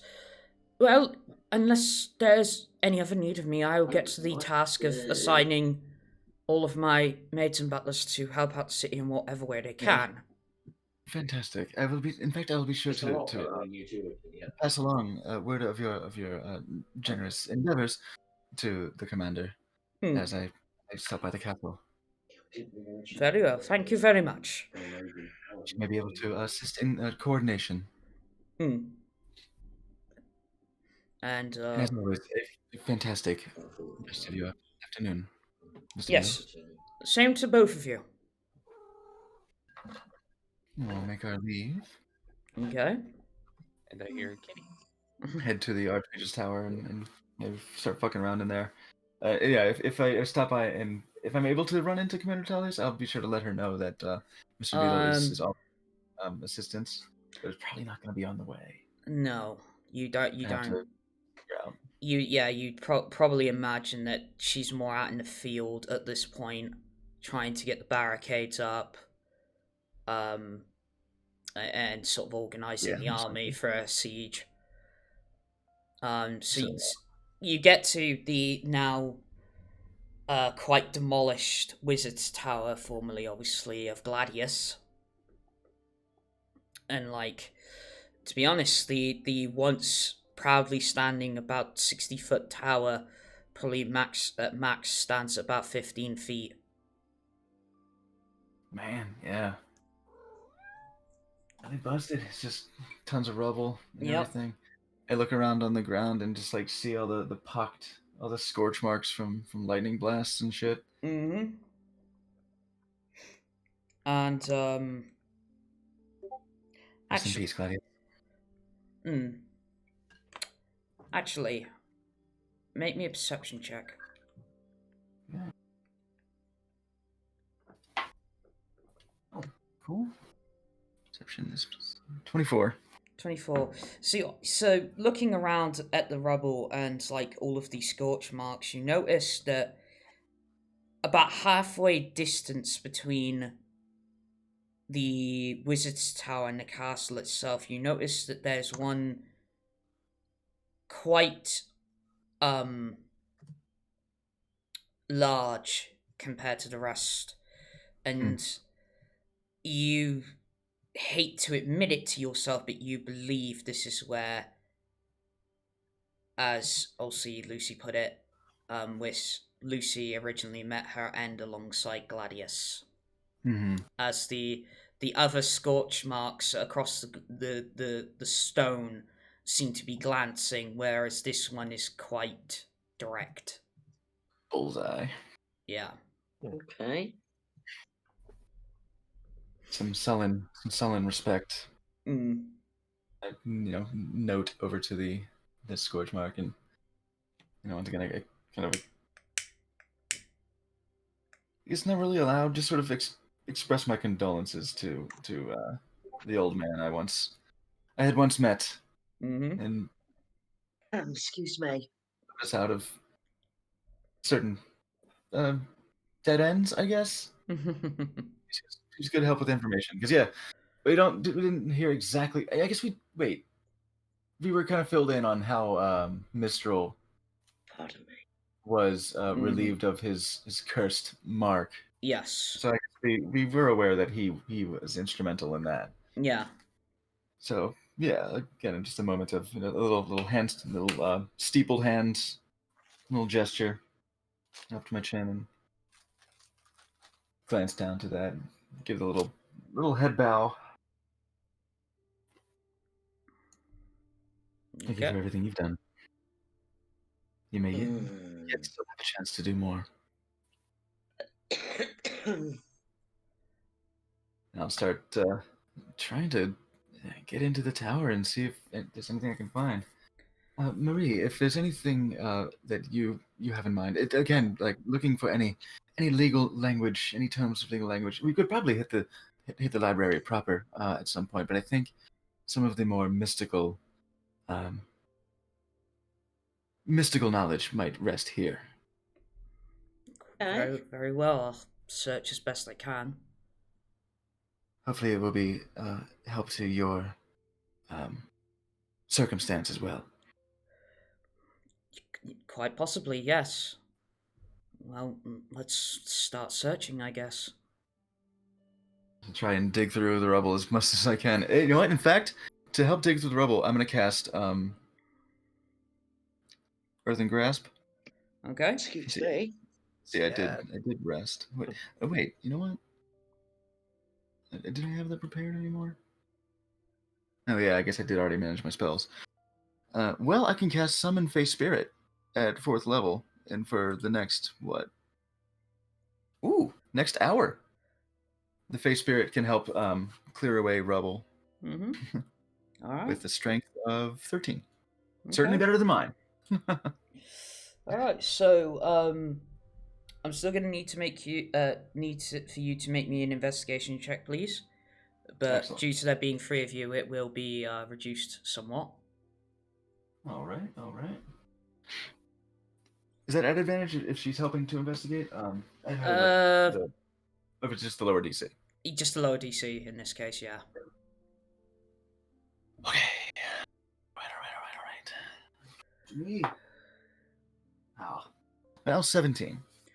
Alright, so unfortunately to your dismay, most documents, tomes, books, scrolls have either been completely disintegrated, or are beyond repair or readability. And Shame. And some of them not being readable, not being legible, is no. likely a result of his madness. Although you do find one page in particular where it appears that, well, it certainly says it's a remove curse spell, but the incantation is completely bonkers. What the hell? Tippy tip. What the hell? How confounding. Excuse me. But yeah, Experimentation. I'll roll it up and keep it in my dossier, my portfolio. Very well. But yeah, it's You know what it's later. complete. Yeah, it's you search around for that hour, and it's there's just nothing of like there's the like glass from all the potions. It's Mm-hmm. it's And completely say if there are any fucked. potions or any interesting trinkets, magical or otherwise. Yeah, I'm sorry, but it's fucked. It's busted. Yeah. Dang. Well, shame for that. But there is still, of course, the library proper, which hopefully has not been hit by the dragon's assault as hard as this is. All right. Well, we may get onto that later, but for now, Yeah, up to somebody else for show. Yep. As it was the second go around, I believe obviously it'd probably be Nevaeh and Nyx teaming together to go into the hive. Right. Okay. Yeah. Well, I assume anyway. Yeah. Yeah. That's what we were doing. Yeah. All right. So obviously you make your way down to the hive, and obviously because it's the underbelly of Dulldawn, it hasn't taken anywhere near as severe as hit as Top Shelf, essentially. Right. But you can see where obviously holes have been put through the ground, Top Shelf wise, and like there's bits of daylight actually seeping through into the hive itself, and like there are small bits of wreckage here and there, maybe where a lightning bolt has gone all the way through. Right. Okay. But also you make your way to the hive, the Thieves Guild, sorry, and seems to be pretty much intact around the center pillar as always. Okay. And you walk in, and just as expected, Eve is there at desk, and with her usual tone of speaking, without looking up, says, "Yes, and how can I help you today?" Well, we thought it would be important to come and pass on some information, really. You mean about the undead horde that's coming this way? I was actually about to say you actually may already know. I'm not surprised by that. It's okay, but we have learned that that they're being led by somebody that isn't undead. So this is an intelligent being. So they're not just gonna. It's not gonna be just some shambling army that that attacks the city with no direction as such. There's there's more to this, and this is going to be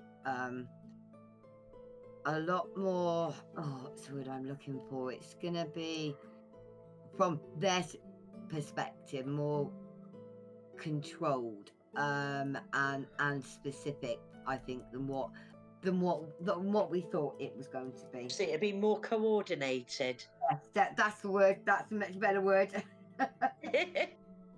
Yeah, I believe it's going to be a more coordinated attack. Yes, I think so. It's and I believe there's a possibility that you know, they may while our attention is diverted, they may come into the hive. Obviously, maybe on a much smaller number, so that keep our attention. Well, main I army. mean, we don't know the number, do we? So, Well, not specifically, but you know, like Katterina like went over, didn't she? As such, like we know that yeah, it's like a mile deep army of undead. yeah, It's a huge army, and yeah, but a mile deep.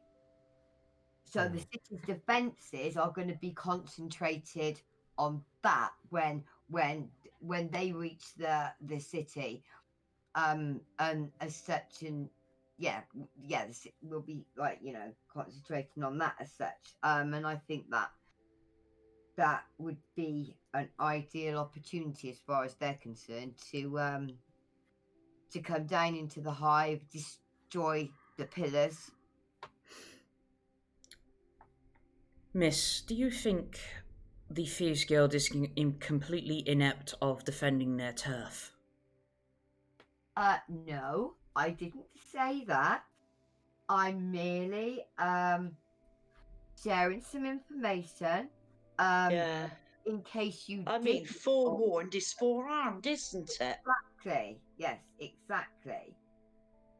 We thought we would let you know what is going on, so that you could easily protect yourselves and others that you may well be hiding. I mean, do you know, like, you know, are you 100% sure that there are no weaknesses within the hive? I mean, that, you know, that's got to be quite Well, there's only 2 ways of getting into the hive as far as I know of. That's it, as far as One, you know. Believe me, I pretty much know all of the exits in and out of the hive, but the one that they'd want, 2 of which they'd more than likely use, is 1, the River Ankh itself, or 2, coming down from topside. Okay. yes, because you currently have a hole in the roof. Yes, don't remind me. Yes, that would be another one.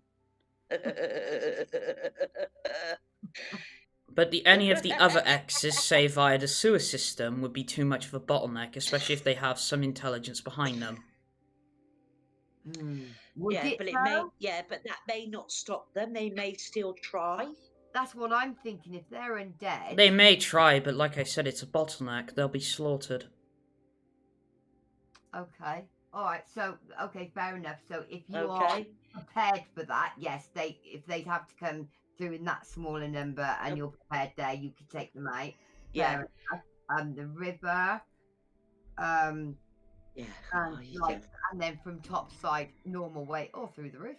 But what a, I think, you know, there's no, like, have you checked everywhere that there is absolutely no other way? Or I'm trying to think of hive myself. Young madam, I have placed agents all over the hive knowing of this threat oncoming. Okay. Okay. I have a question for you. You say you knew of this threat that's coming. Have you been able to send anybody out to gain any information? For what in particular? I don't know how they do things no, upstairs, but when it comes to the Thieves Guild, knowledge is power. And Okay, knowledge comes at a cost. Actually, you said about that, interesting enough. Yes. So if you already knew anyway, So yeah, I was thinking about where you found out and who told you. Yeah. I have my resources. Okay, so it's clearly not going to tell us. my guess would be anyway that it's going to be from, if it's coming to the Thieves Guild, it's going to be like from just a number of sources, I would think, of people Yeah. that have come in, like literally have seen what's going on out there and Definitely. get back in and come to the hive and like kind Yeah. of see what's going on. Okay. I don't Is there anything you could relay to us that would help us protect? She's not going to give that up freely, I don't think. Well, we don't know until we ask. Okay. I suppose there's the one little nugget of inspiration. Well, not inspiration, information, idiot. That I can give you. Okay. You're not wrong in the intelligence degree. They're being led by something more along the lines of someone. Okay. Right. So you're aware of who that is? I'm not aware of who it is, but I, to a degree, think I know what they are. Is a better way to put it. Would you be able? And would you relay that information to us? You said they as well. You said what they are, Yeah. Well, yes, because not what it is. I'm That's a good talking of point. what they more represent, not Okay. whom they are. Okay. So if you can't tell us who they are, then could you tell us what they represent? I don't get it. I'm confused over the numbers. Alright so- then. If you can answer this simple question, it should be easy for at least one of you, seeing as that you're in bed with them. Okay. Eh? It's the opposite of the Which- king. I had a feeling that was going that way. Okay. Yeah. Right. The opposite.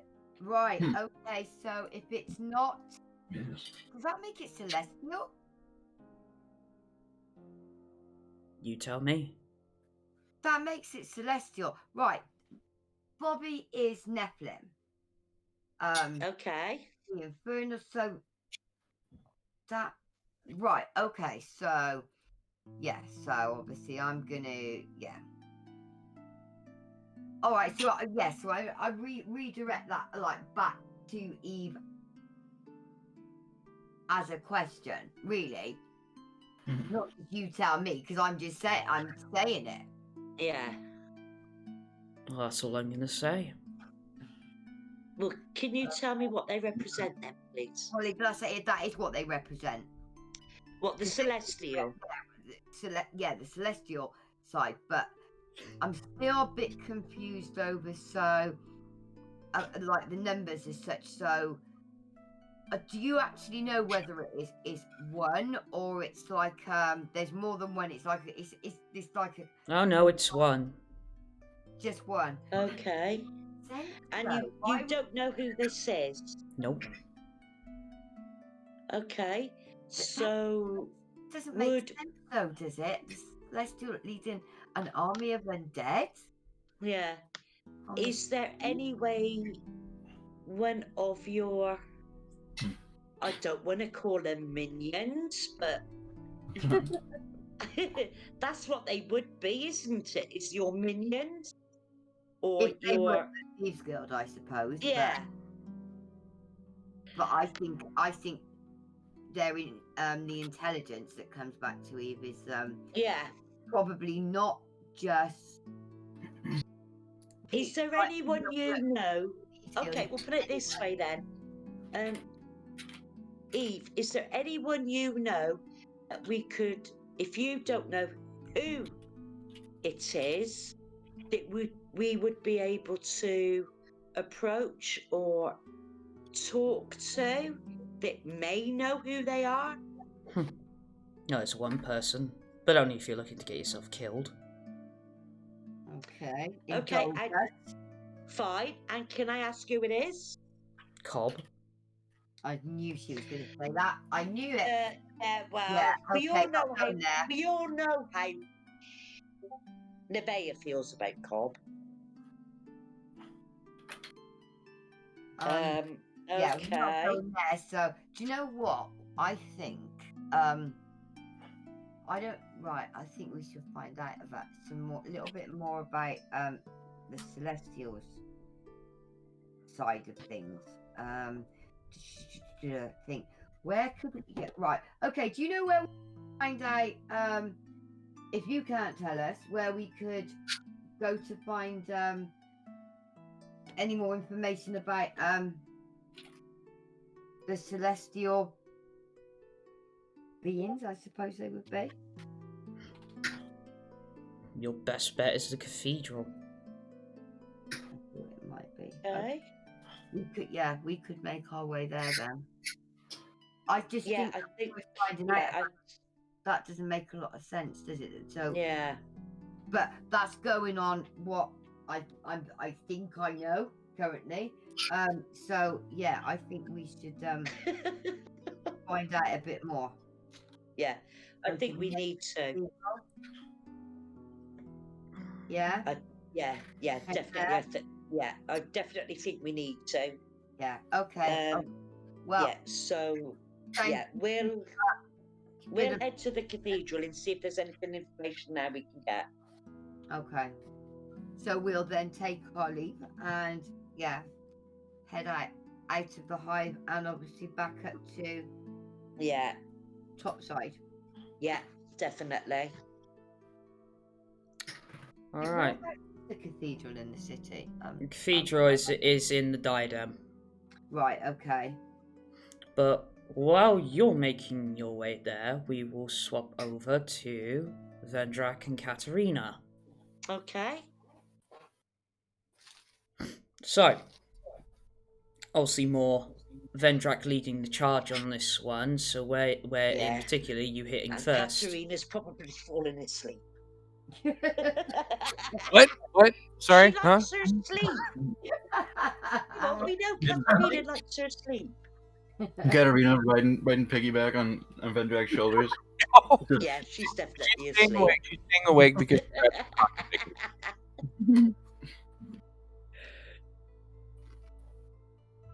So yeah, Vendrak, where you going first? Well, I did mention the plan. Best way of doing that, I suppose, would be to go up to the castle itself. I mean, I suppose there would be something going on there.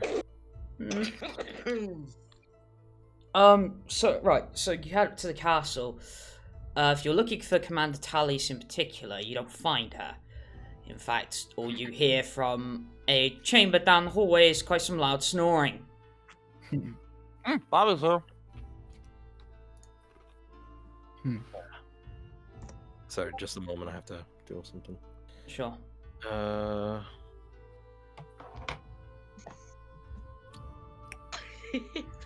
Shit, I'm out of bacon. Nope, wait, found some more.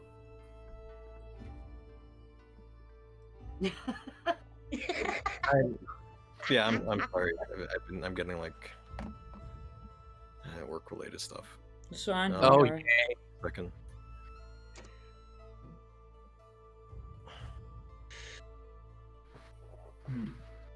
Taste of rainbow, bitch.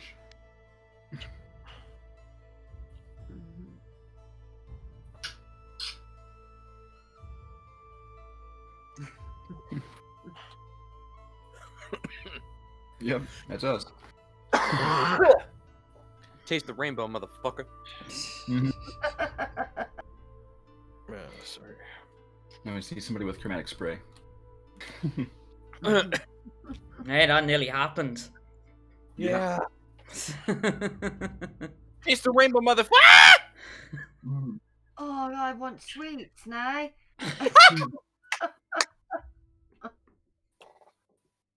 Hey, Vendrak, I found more bacon if you want some.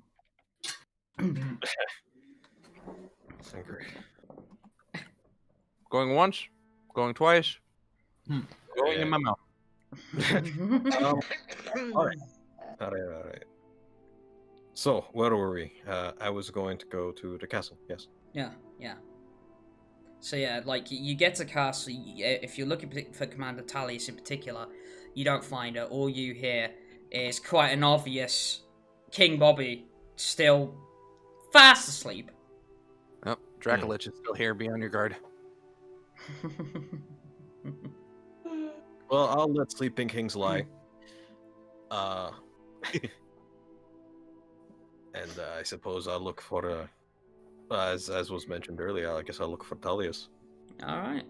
So, your best guess would be that probably she's out on the actual like sort of battlements on like the getting all of the reinforcements in order. So probably around one of the outlying outer walls of Dulldawn. Plus, I imagine if you were to ask some of the guards that are still posted at the castle, they'd probably be able to point you in the right direction.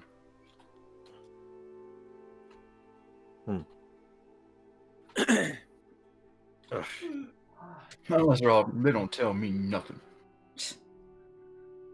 So sorry. Could you repeat that run by me one more time? Me or Slappy? Just what's I said looking for Tallius and what happened? So I basically your best guess, Vendrak, would be that Commander Tallius is like with like the sort of doing the reinforcements to the city. So she's probably around like one of the outer walls at this point, trying to get the troops to get reinforcements up as quickly as possible. All right. So if she's not around, I suppose do I know if there is, or I guess I could always look if I don't know yet. But do I know if there's any kind of blacksmith for them specifically, or do they use like the city's blacksmith, or how many smiths are in this town, a city? I don't know. Most of them are contained in Toledo. As one particular one you've come across many times, Dave the blacksmith. He's done work for I believe nearly half of you at this point. Okay. And probably more than likely you'll find a fair few in there. Toledo is obviously quite huge. It's an entire district just devoted to being a market. So there's bound to be some competition.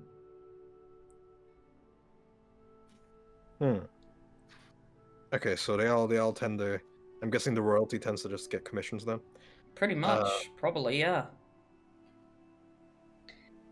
Then Inherited. that will be where I.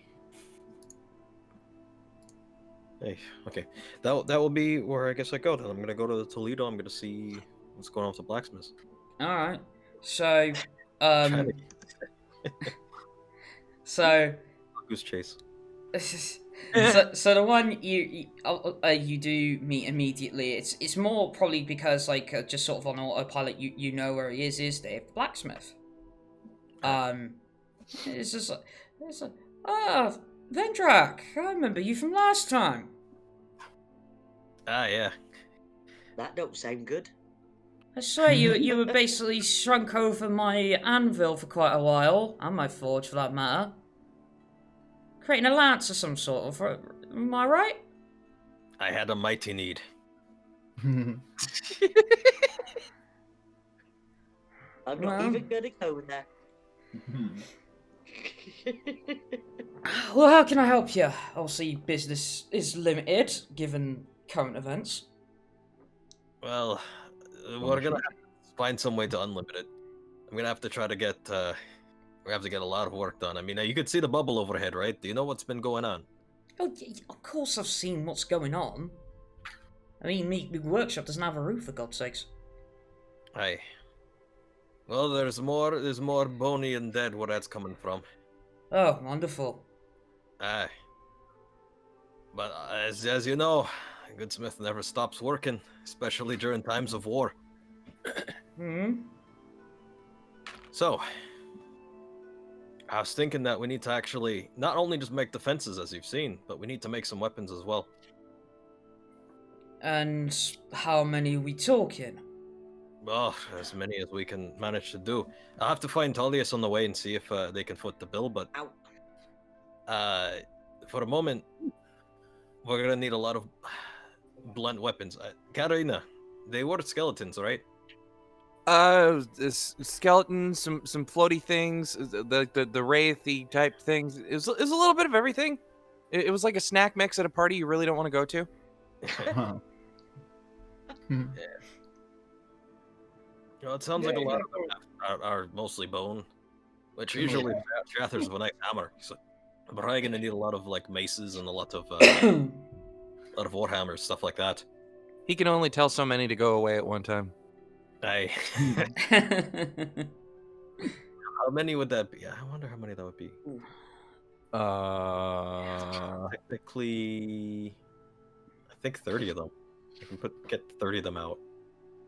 Maybe. Well, you're probably the only. Right, let me go talk to the rest of the blacksmiths. If we Well, can pull arms together in this cause, and be it somebody fronts the bill, whether that be you or Tullius. Well, hopefully the royal treasury will pay for it, but if not, I'll try to at least give some of my own cash, help that work. But we also need, I believe, we need some kind of siege weapons. And he sort of like looks at you and looks back at his forge. Well, you just said you're gonna get the gang together, so I'm not too worried about how long that'll take. I mean, essentially. No offense to us, but we don't have those giant underground forges like you do. I need some carpenters at least. I mean, you can make a big spoon and add some wood logs to it. I mean. Well then, mighty blacksmith dwarf, have at it. The question is, the little spoon. That'd take way too long. But if we work together, perhaps that'll actually manage to do it. We need something like that, because if we just have defense, well, they don't get tired. It's not like they'll go home. We need something to outright destroy them, and we're gonna need giant metal balls and a bunch of spoons. The only metal ball I see is the one between your ears at the moment. Is that really necessary? We're trying to get together and fix this. Yeah, but he's asking a lot. Yeah? That's We're a also lot. telling you there's a lot coming. Yes, We're only asking what we know. but we've only got such manpower. Well, that's why I'd be willing to chip in. I mean, I have this too. I'll put my work in. She can help. Even if we could only get a couple of them, it would help. It's better than nothing. I'll certainly try. I'm a good motivator. The cans exist in the setting. Psych looks you up and down, Katterina. It's like, spindly arms, may come in useful somewhere. Maybe you could just wrap a pipe around you and make coils.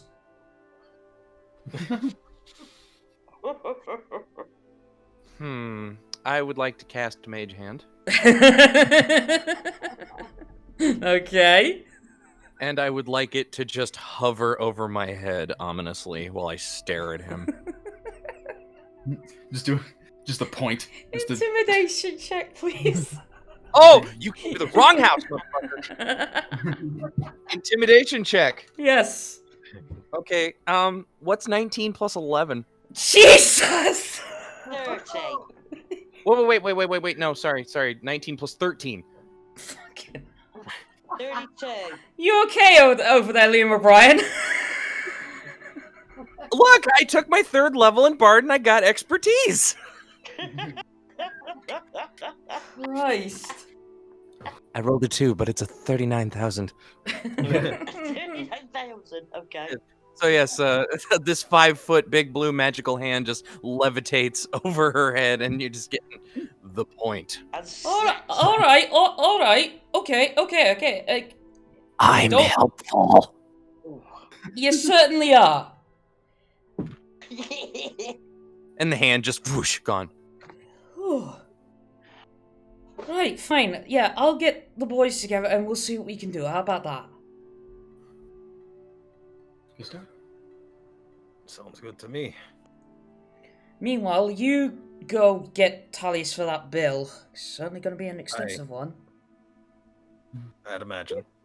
But at this point, it's either the treasury or the castle that goes down. I don't think it'll take too much convincing. Well, if things go south, it'll be both of them going down the toilet. Aye. Good point. So what have you got to lose? A little bit of money or everything? Alright. What do you keep her around for? Interrogation! I'm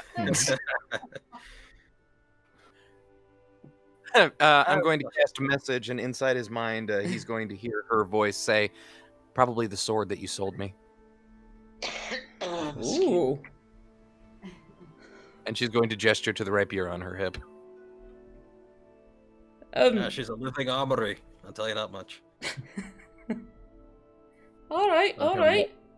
We got the brute squad here. We got Katterina and Vendrak. You are a brute squad. Swords, a crossbow, if not two. I don't remember. What's that? You have a hand crossbow and a normal one, don't you? I actually sold the full-size crossbow to get the hand crossbow. Makes sense. Because practicality, dude. Yeah. I'm not the one with the bag of holding here. A walking armory, says Vendrak with 20 axes around his hip. He's like a 4-foot-tall wind chime. Nah, I'm pretty sure I put a bunch in. I think Nessa has a pouch of some sort. I think I put some in there. I don't remember. Yeah. Alright, so Dave goes about, leaves his workshop to go find the rest of the blacksmiths to try and get them together and see what armaments. Armaments. Yeah, alright. And then I wasn't trying to condescend. I was just slowing it down, make it easy. And possible siege weaponry that they can produce. Okay. So I'd imagine at this point, yeah, you're going to want to try and find Commander Talius to let her know what's going on. Yep, that's my plan right away. Alright, so your best bet is to like skim around the outer wall, and you get to actually what would be facing the west, actually, at this point. So it's like kind of like the front gate to Dulldawn, like the west side gate, if you will.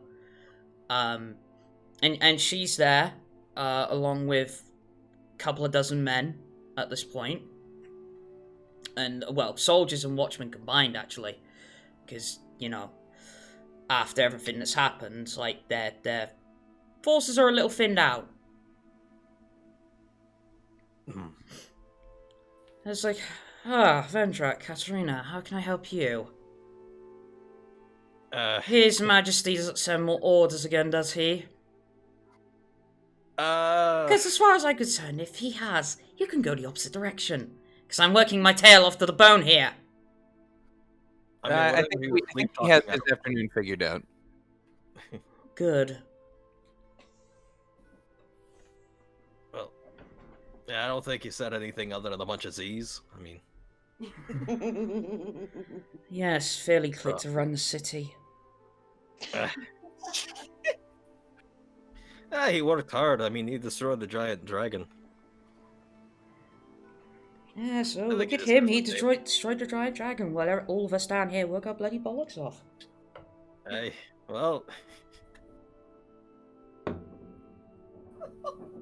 do I detect a bit of resentment for that?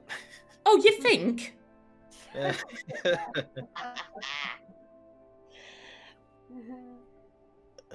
Well, if we're all more experienced in this kind of job than he is anyway. I mean, remember, he wasn't exactly around for very long.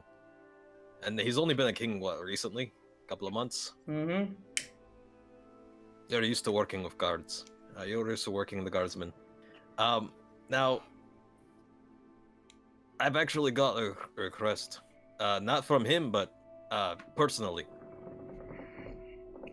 Okay. And it involves defenses, or rather offenses, I suppose, if you want to look at it that way. Right. I figure we should make some catapults of the sort, and I think that we'll need to have we'll have to fund it. But I was hoping that the kingdom could pay for those expenses. Well, I guess we got no choice, but with how the tax system's been going lately, I don't think it's going to leave us with much. Okay, what does he tax this time? Chickens. What? Yes. Chickens. Yes. Okay. Which aspect of the chickens has he taxed? The selling, the raising, the owning, the cooking? Oh, Existence. owning...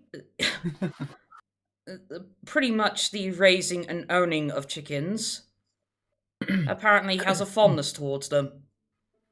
Oh. Apparently, iffy taxes are a dime a dozen. So he likes chickens, but he taxes them. I do not No, he taxes the ownership and raising of chickens. Yeah, but he likes chickens, right? Yes. So basically, how the do way he sees it, from what he told me, is that basically you need to treat a chicken with care, and so you need to pay for that chicken. That's buying them feed. Why is he Yeah. I just saw You tell me he was your friend for the longest time. Man, he's really cocked it up this time. Katterina leans into Vendrak and whispers, Nyx really has weird taste in men. You've seen. Okay.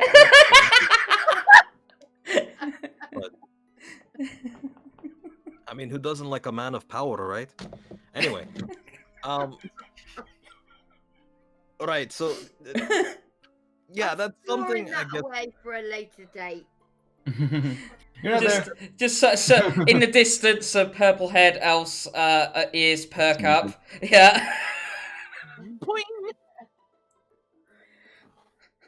They Disturbance in the farce.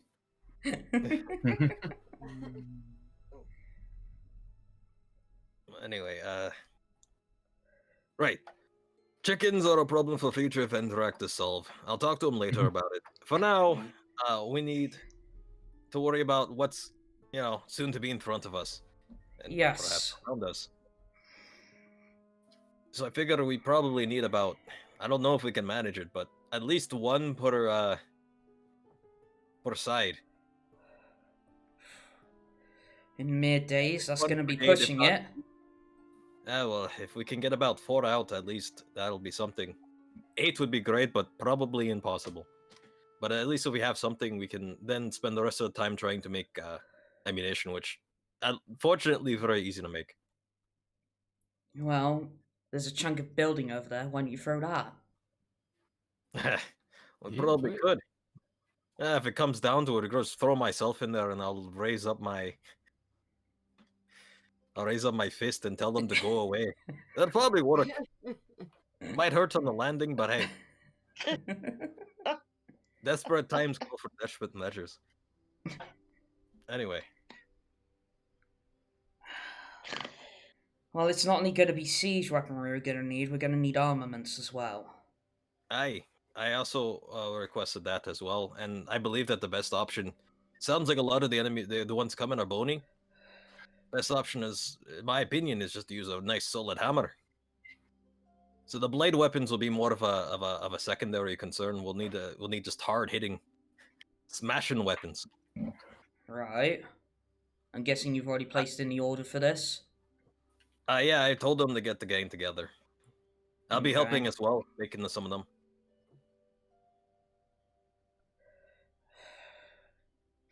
Now I Very have well. another request as well to make. Okay. Are there any caves nearby? There's the mine.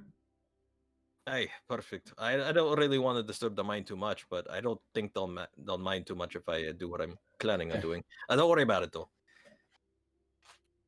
At least we have a mind that we can. I don't want to appear as culturally insensitive, but if you are planning to go in there and steal all the gold mine, that wouldn't be a very wise decision. No! Why would I plan We're to just steal? going to blow it up. Blow it. What is happening? The explosions would be a good plan to use against the undead. I mean, they fall apart. But that's okay. Precisely. No. First off, a dwarf never. Well, okay. Almost never takes from another. No, we have a code, especially smiths. Excuse me. When we go under, we only take what we need, nothing more. But in You this sure case, about that? I swear Sergeant Stonefire's been skimming off the top lately. well, is she a smith? No, she's a watchman. Get her fucking house in order. Oh, Hey, excuse me. but what's she watching? Oh god, don't tell me you're gonna give this tribal line of who watches the watchman. No. What does she watch? She watch those golds fill in her pockets, perhaps. I don't know. I don't know her too well. If you think she's taken from the top, perhaps. But my plan, no. I plan on getting ammunition.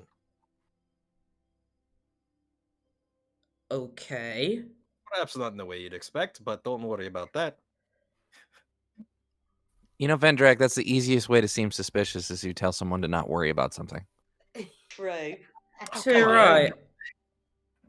I don't know So what you true. And Like, would this like- would this ammunition possibly have a metal component? Particularly Ah. shiny? not that shiny.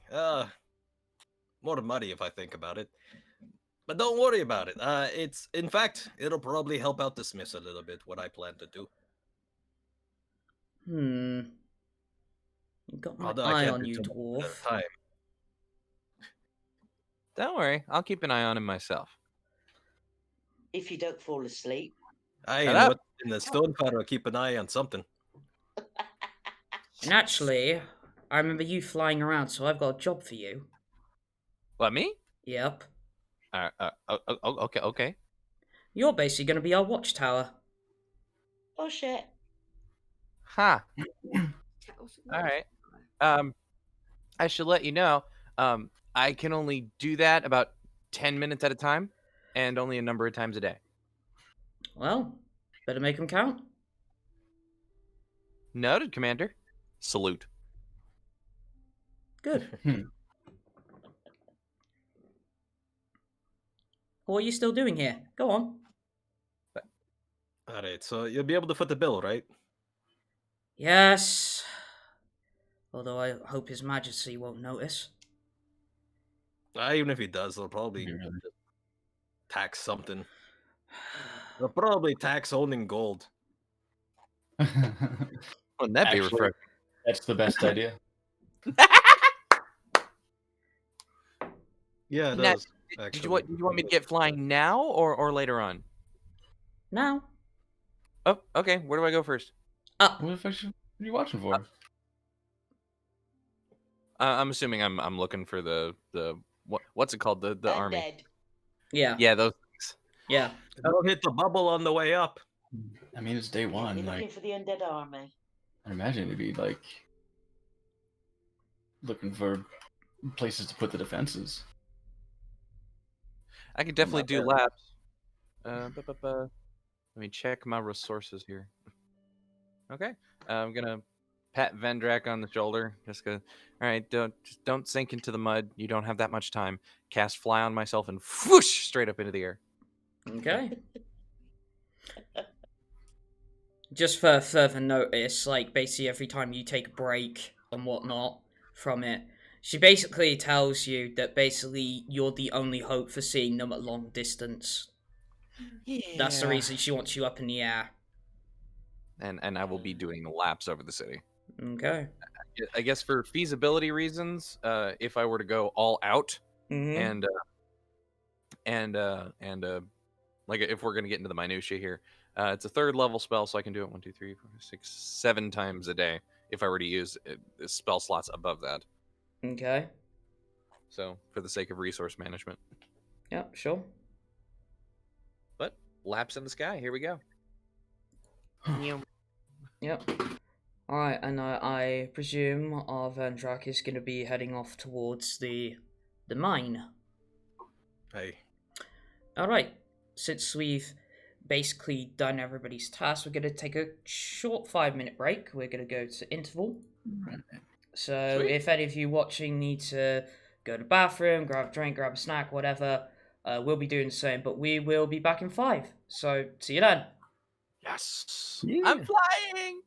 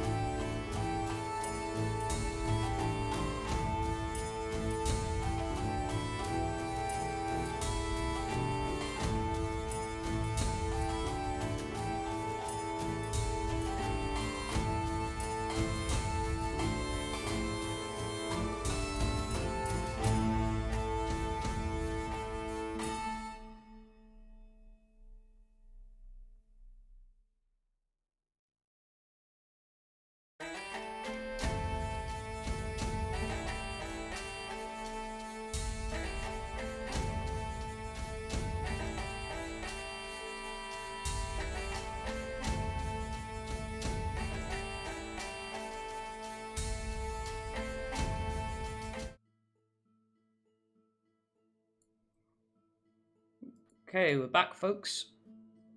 Taking my time. So, obviously, when we last left off, each little group was going off to do their own thing. Vulen and Marie were heading off to the Dulldawn library. Nyx and Nevaeh were heading off to the cathedral in the Diadem. Katterina is up in the air, basically being a moving watchtower. And Vendrak is going down to the mines in the hive. So, we'll go right back round to the top, if you will. Back to Vulen and Marie. So, yeah, you're heading into the Dulldawn library, which has taken a considerable hit, because it had like a domed glass ceiling, which has been cracked through.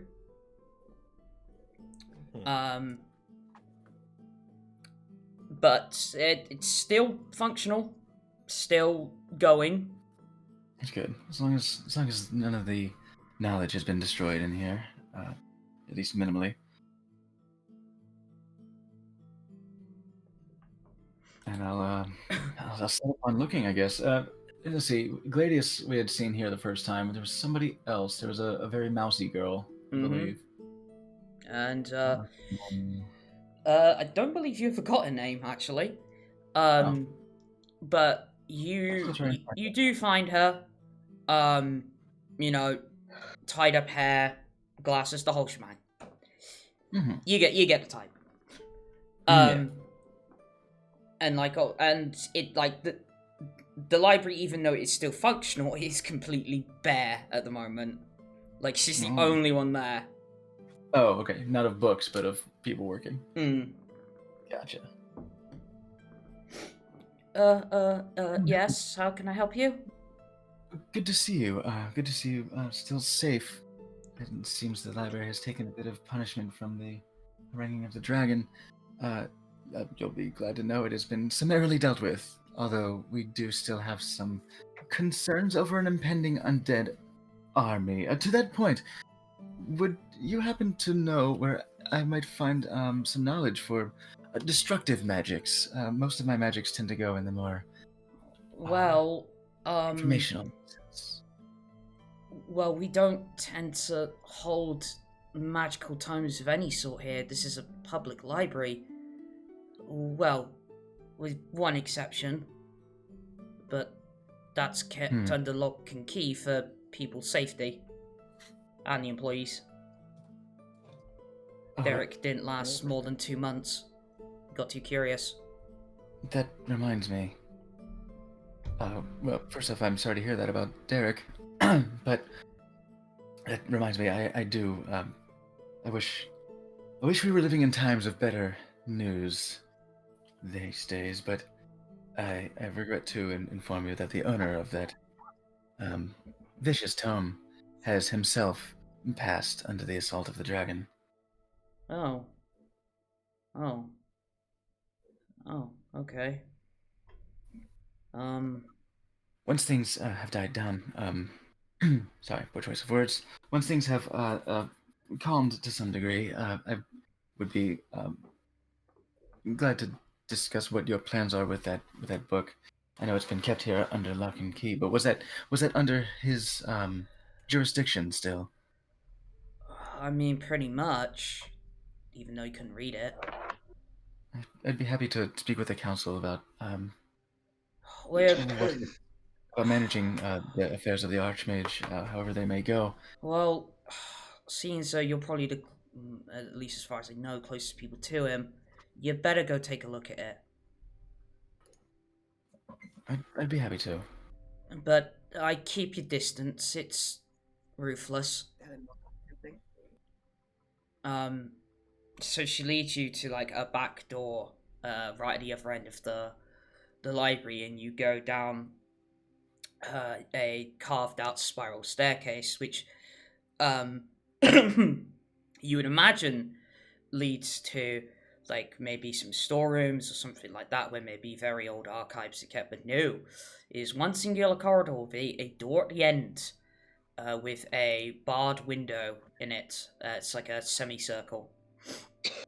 And she daintily opens the door, like trying not to awaken whatever lies behind, but you see through it is a book literally chained up to a reading pedestal. Mm-hmm. And it is, at least what you can tell from this distance, seems to be convulsing madly. I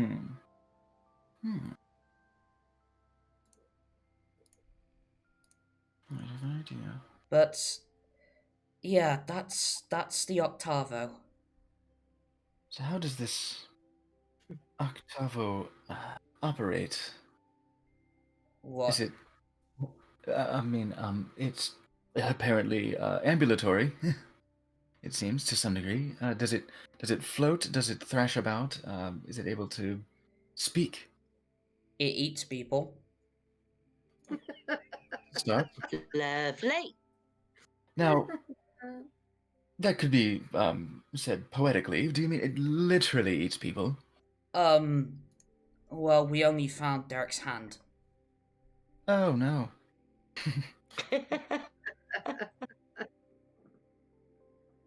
Ugh. How old was this Derek? Leave it to the folly of youth, I imagine. Actually, I think he was 37. Oh, human? Believe so. Ah, that's ambition. Still, if you're going to get that curious, at least operate in the buddy system or something. I mean, I've got to keep you in check. Speaking of Gladius which, isn't around, so you might as well have this. It unlocks oof. that. Boy, okay. She's got a key. Yeah. It's quite an old bronze key. And hold on. but yeah, by the looks of it, it fits, because basically the book is chained down. It's quite, you can tell it's quite a thick book, and not only that, it has like the metal clasp on the side of it, like to keep it shut, which the lock is put onto. And yet it is still convulsing madly. Thank you very much. I will make sure to keep this quite safe, and again, bring it up to the Royal Council about what to do with most of his affairs. Besides, this seems to be quite a dangerous implement, but at the same time, curiosity notwithstanding, we are facing an imposing threat within the next few days. Well, if I'm honest, if this contains knowledge that would help. I was gonna say, like, whatever it is you're looking for, you'll probably find it in there. It was Gladius' spellbook, after all. True enough. Well. But the rumor is it drove him mad. That's the reason he is, well, was like he was in the first place. Which is interesting, that it siphoned away his intelligence, as it were. I mean, one can always, again, with the poetry of language, say that any tome, any personal tome is containing one's knowledge, but to make it so literal that it pulls, that he moves knowledge from his own mind into the book.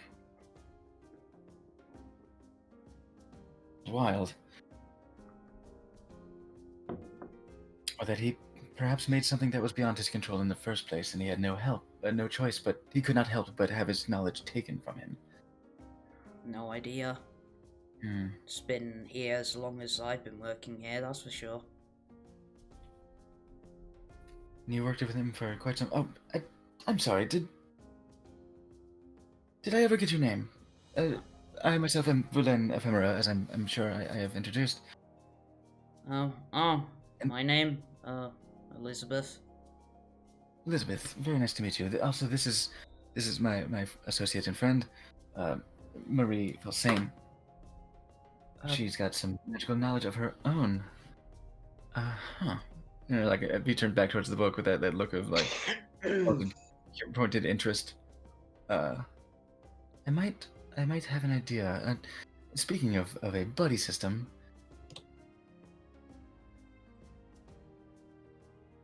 if you wouldn't mind getting my back, as it were, and I'll take my pendant Okay. that and cast Detect Thoughts on the Octavo. Okay. Ooh.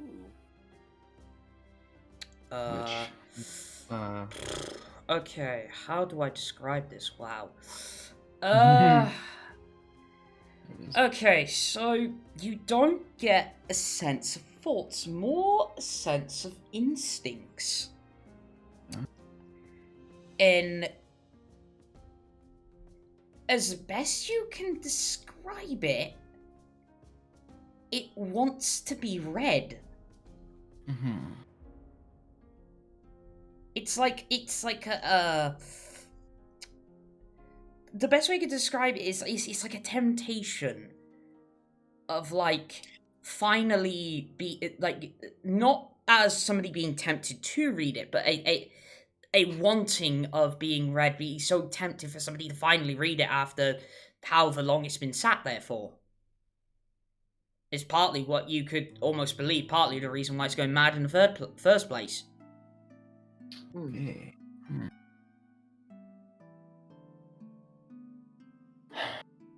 Right. So it's instincts and it's feeling. It's yeah. Yeah, like I said, it's not exactly a line of thought, it's just more feelings. Yeah. Okay. So I get that one for freezies because that's the surface thought. Now, I think I'd like to dive deeper, Okay. which would be a wisdom saving throw on its. Do we stat this book?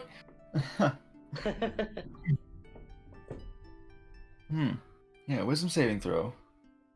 Yep. If I mean, I don't know, insight. If I'm getting the impression, I mean, I wouldn't have cast detect thoughts on it in the first place if I didn't feel like it had become something that thinks.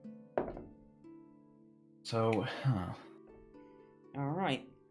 So I wouldn't think to use portent in this case. Luckily for you, it has a really low wisdom, but that is not going to be helpful to you.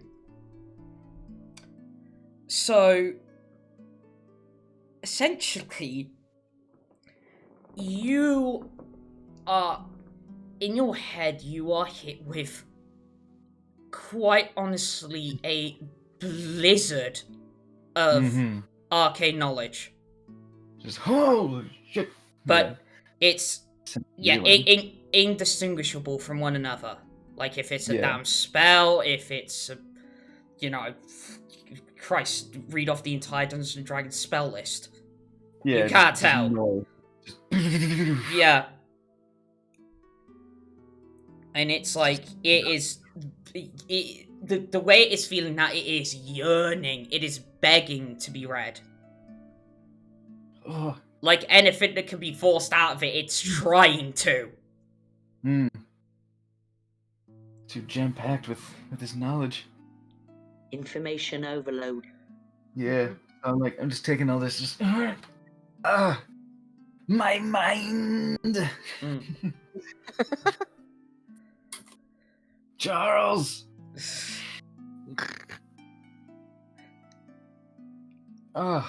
Yeah. If I can't bear to hear this, I'm gonna have to break off. It's too loud, too intense. I mean, I can try, if I can try to resist and like try and carve through it and make any sense of any of it. Alright, so usually this would be a wisdom, but luckily for you, it's intelligence because you're trying to separate your thoughts and clear your mind from the blizzard that is hitting you. So yeah, roll me an intelligence saving throw, please. Okay.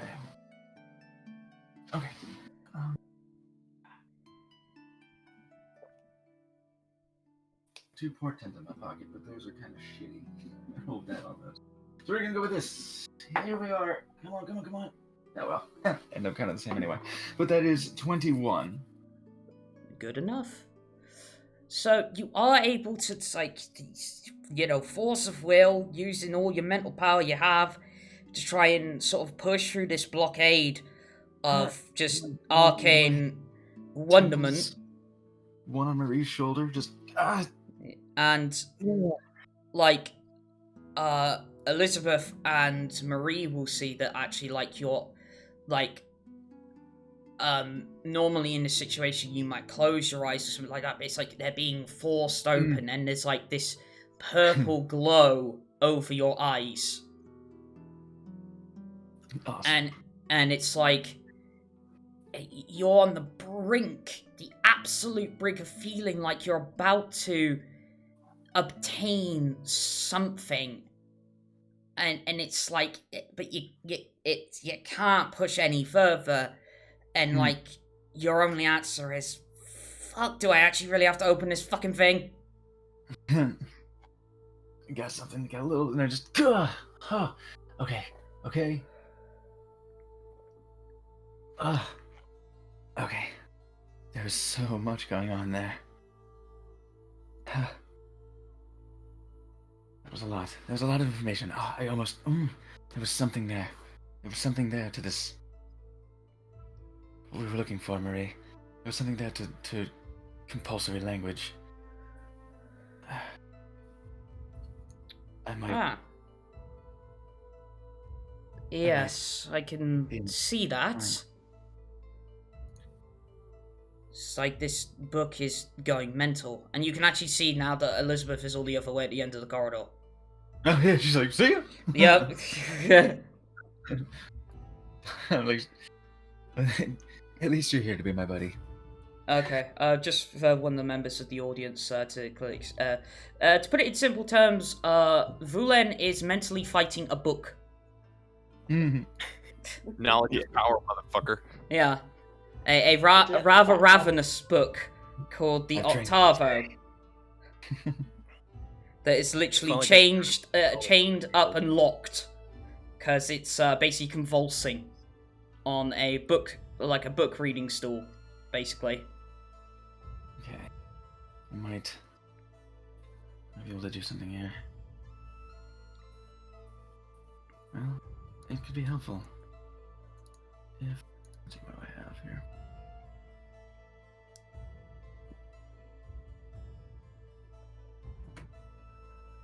Alright. I have an idea. Uh-oh. I'm going to approach the book and just be right about, well, okay, no, I guess I would be, I'm going to stand 10 feet. Let's see, is that it? Yes. I'm going to stand just over 10 feet away from this book.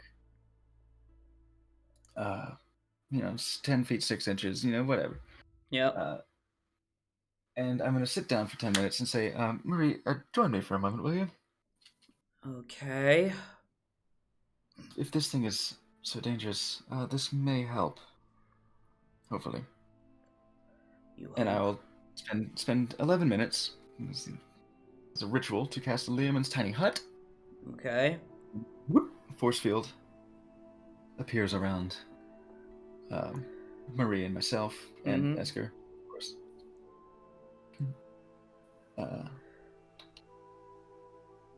Yes. So if I make sure I leave its area. Okay. Leave its area. So I will go and walk over to the boundary of the dome. Okay. See, all other creatures and objects are barred from passing through this dome. Spells and other magical effects can extend through the dome or be cast through it. So I'm gonna make it nice and warm and well lit for reading. Okay. Hopefully, we can make this work. While I'm at it, though, I'm actually also going to once again cast Summon Face Spirit. Okay. As a little bit of a backup in case shit pops off. And maybe I can get the Face Spirit to be brave and hold the book down if it tries to freak out. So cast Summon Face Spirit at 4th level. which I did earlier too, so let me mark that off. So. Oh my god. It's the first of you hear of it here, folks. An encounter facing a book. Knowledge is power. Hey, Eve said it herself. Yeah. No. Today's adventure is a real page turner. In Dulldawn, book eats you. Do not wish to share the fate of Derek. So, I will instruct my face spirit friend to, who in this case I guess also looks like an elf. Yeah, an elf. And she'll go around and go around to the. It's on like a pedestal, like a lectern. Yeah. Okay. You just go around to the back of it and prepare to like hold the cover down if it tries to fly away like a cute book bat or something. And I'll say, I'm not crazy, right? To Marie, this isn't crazy. Am I crazy? This feels crazy. I'm going in. If we die, you're crazy. Much better. Say what? If we die, you're crazy. I appreciate your attitude. I'm not crazy, and then Katterina flies over. Yeah, maybe a little bit. No, man, even just saying that, like I got mad respect for Marie because she's like, no, I'm in. Yeah, because genius and madness separated by degrees of success. And then she holds your shoulder for a moment. But I am going to say one thing. If we do die because of this, and I don't get to spend quality time with my daughter, I'm haunting you for the rest of your days. Well, share our regrets for eternity. Take a deep breath and give a nod to the face spirit and lean in with almost shaking hands. Do I have mage hands? No, I don't. Shit. So I just reach out, just put my hand through the wall of the dome, while remaining in myself, and. All right. So you put the key in, you unlock it, the chains fall, the clasp falls to the side, the book flies open, like many turning pages, and I need you to make me a... It would be...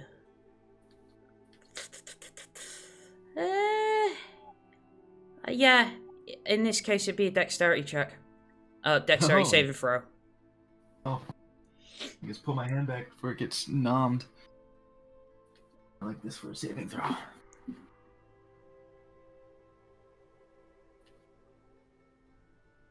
God, I wish I had better portent. Like, my portent rolls were shit on long last rest. Ugh. Like, it sucks too, because they're right in the middle. It was a 10 and 11 for my portent, so like I can't even make anyone fail, necessarily. You know? Yeah. Ugh. Can't even be sure. Okay. Now, okay. 22. Alright. So you're able... it's not the sudden urge to pull your hand away, it's the sudden urge to cover your eyes. Oh. Because as the book flies open, the dome it is in fills with this purple bright light emanating from the book. Oh, man. And then, on top of that, I need you to make me a wisdom save. Because Marie is going to be doing the same. Oh, okay, yeah. Is my face spirit friend okay? Well, I'm just going to say for story purposes, it probably won't affect him that much. Okay. Yeah, just as long as the bright light isn't also, like, just eradicating all physical material around. Oh, no.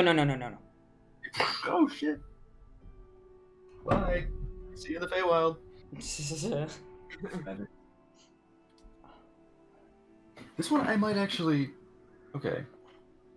This one I might actually spend. No. Before I roll, I'll just say that... Yes, I knew this day would come.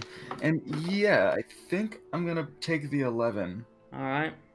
die, which would put it up to a 20. 20. Not high enough, neither of you.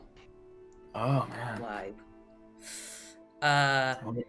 So basically, what happens is you are able to shield your eyes, but you're almost like your arm is thrown to the side, and for the pair of you, what little you are able to see, basically, almost like flows of water, of purple water, enter into your eye sockets.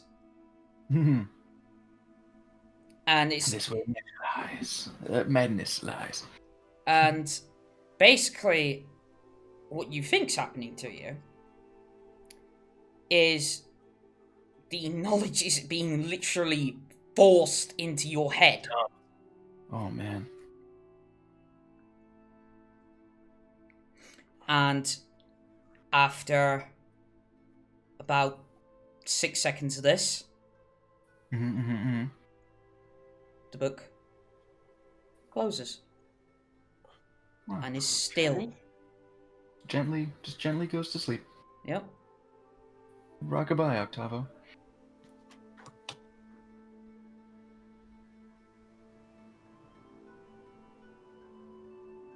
How we doing? We just standing there It's like, just like, staring blankly to the yeah, side. it's like you get your vision back as the light dissipates and this almost like flow of purple water that was entering your eyeballs. Brother, my eyes just.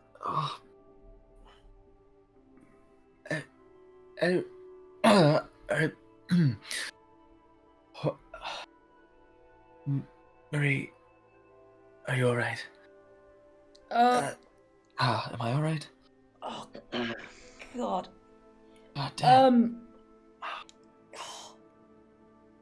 Well, Spirit, how you doing? it gives a nod. Oh, good. So, I don't know what the hell that was, but it sucked. Oh, I guess for that, I guess how is Spirit doing? Because I just remembered that Summon Face Spirit's a concentration spell. Oh, in that case, he'd be gone. he'd be gone. Yeah, I just lost it. Oh, gone. Okay, see ya. Yeah, if it was all that, directly to the brain, yeah, I can't. There's no. Yeah, no, you've got no hope.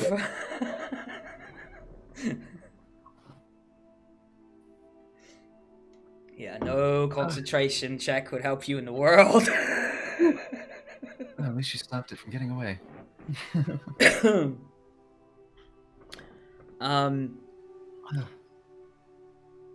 But yeah, the book is now just led there, still as the dead. I'll gently reach out my hand outside the dome again and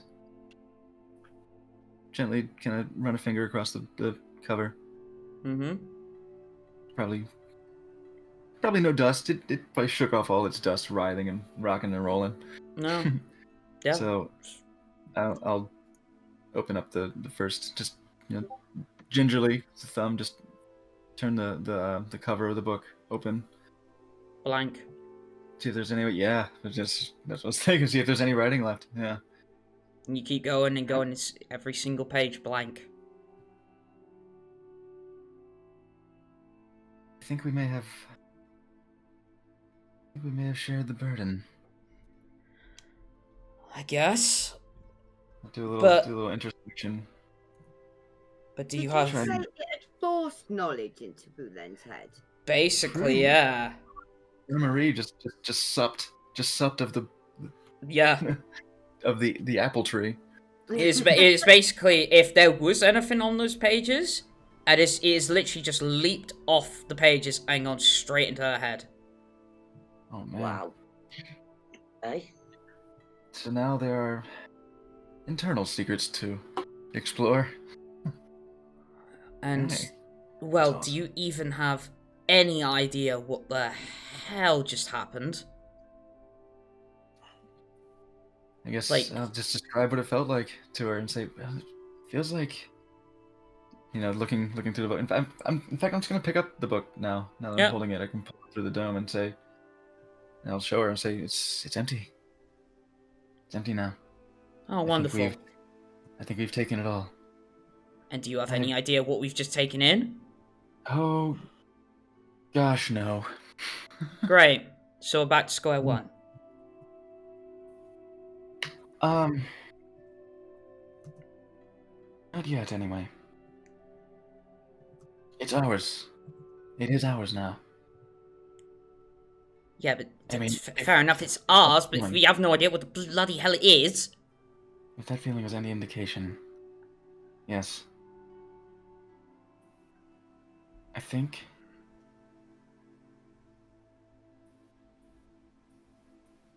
Thinking is what we need to do. We might need to meditate. And if, as I recall, Mistral was human. Mm-hmm. She's a fairy elf, right? Yes. Okay, so we both are inclined to be apt towards the meditative states of trance. I think that would be worth ruminating on for now. Now that my thoughts are coming like slightly back down to earth, I start thinking about Elizabeth and just how she would shit an entire brick if I just stroll out of the basement just carrying that towel. Alright, have a good one. See you. Yeah.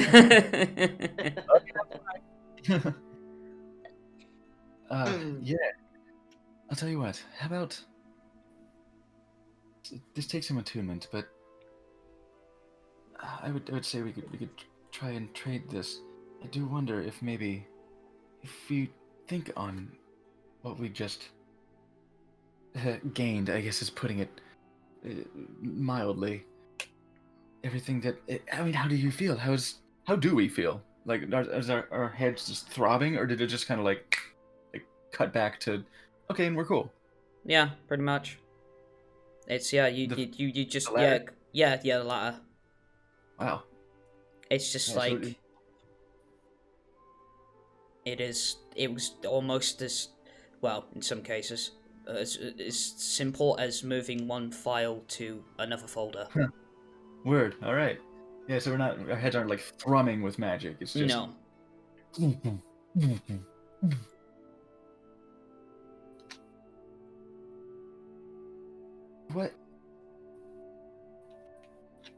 What do you know? Maria, if I may ask, with your magical knowledge, do you have a particular specialty? Mine, which should hopefully be helpful in this case, is divination. Hopefully that some more thinking on that will help to make sense of this. To be honest, I don't really have any. Wait a moment. She goes round to the side. Don't look, and throws up. Yo. But I feel fine. Yeah. What the hell? Damn, girl. Okay. Oh, Okay, yeah, not good. Oh god. I looked away. I looked away to be polite, but obviously you hear the brat and then Yeah.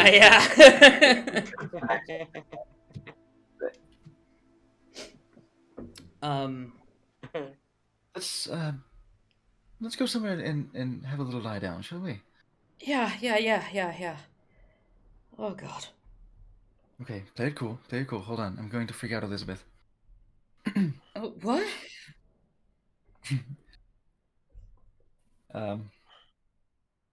And fuck it, I'm casting Summon Face Spirit again to help give her a hand because I'm not strong. But I know it's not difficult to give somebody a shoulder, but I kind of like my Face Spirit friend. Okay. So yeah, you some Plus, face for the rest of the day, I don't cast too much more magic. Mm. I'll just cast it. It's fine. Like I would have for the first time. Yeah, so I'll summon my Face Spirit friend. This is pretty much what you would be using Unseen Servant for. So like, I feel like I'm grossly misapplying this magic. It's a weird flex, but it's okay. But yeah. And besides, my elven spirit friend is sexy. Okay. God, how to describe her? We'll come back to that. I think I have a reference in mind. I think I have an image of a character in mind, but I can't remember who it is. Basically, just a completely bald-shaven, dark-skinned elf. Okay. She's an ass kicker who came by last time we were fucking around in some battle. So yeah, so I sum her out and have her help Marie get a shoulder in case she's feeling woozy. Okay. And then exit the downstairs holding the octavo. If I were more of a bastard, I would definitely be trying to be like play completely casual and just point to freak out Elizabeth. All right, just wave with the octavo. All right, have a good day. See ya. I'd imagine if you had the capabilities to go full on dickhead, you'd actually be manipulating the book itself. Excuse me. So it's still convulsing and everything. Yeah. Do a little exactly. Do a little prestidigitation. To have the little breezy effect, sort of spin the pages around. Oh no! It's going. I can't stop it. It has my mind. Okay, anyway, see you guys. Have a good one. It's blank. Look. Hey. Take it sleazy. Peace.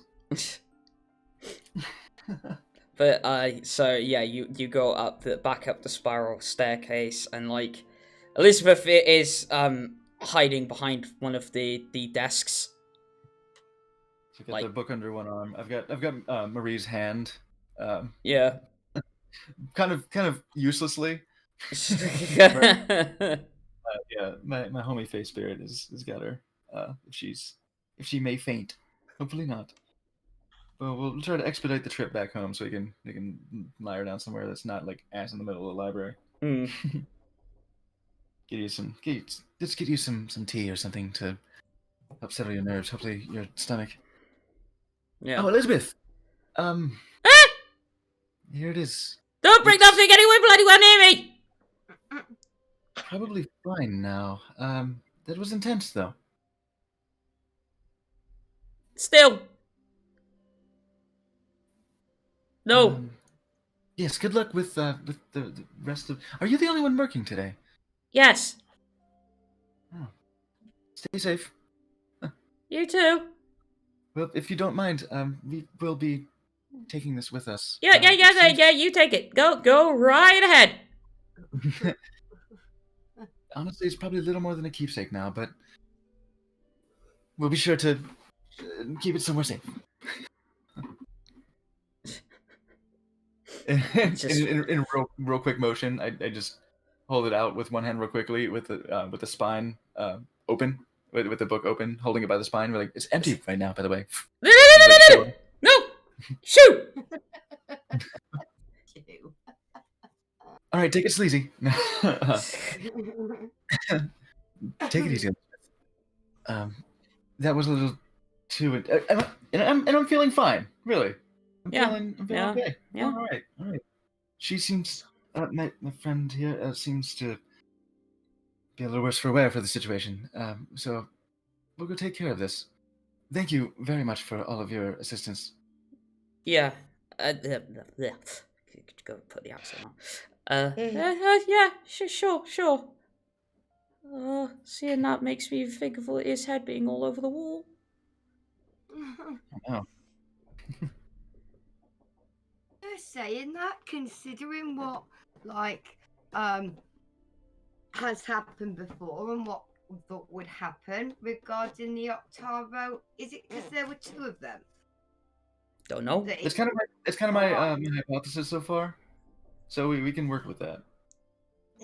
So far, I'm thinking, yeah, like I said, that we shared the burden, as it were. We split the burden.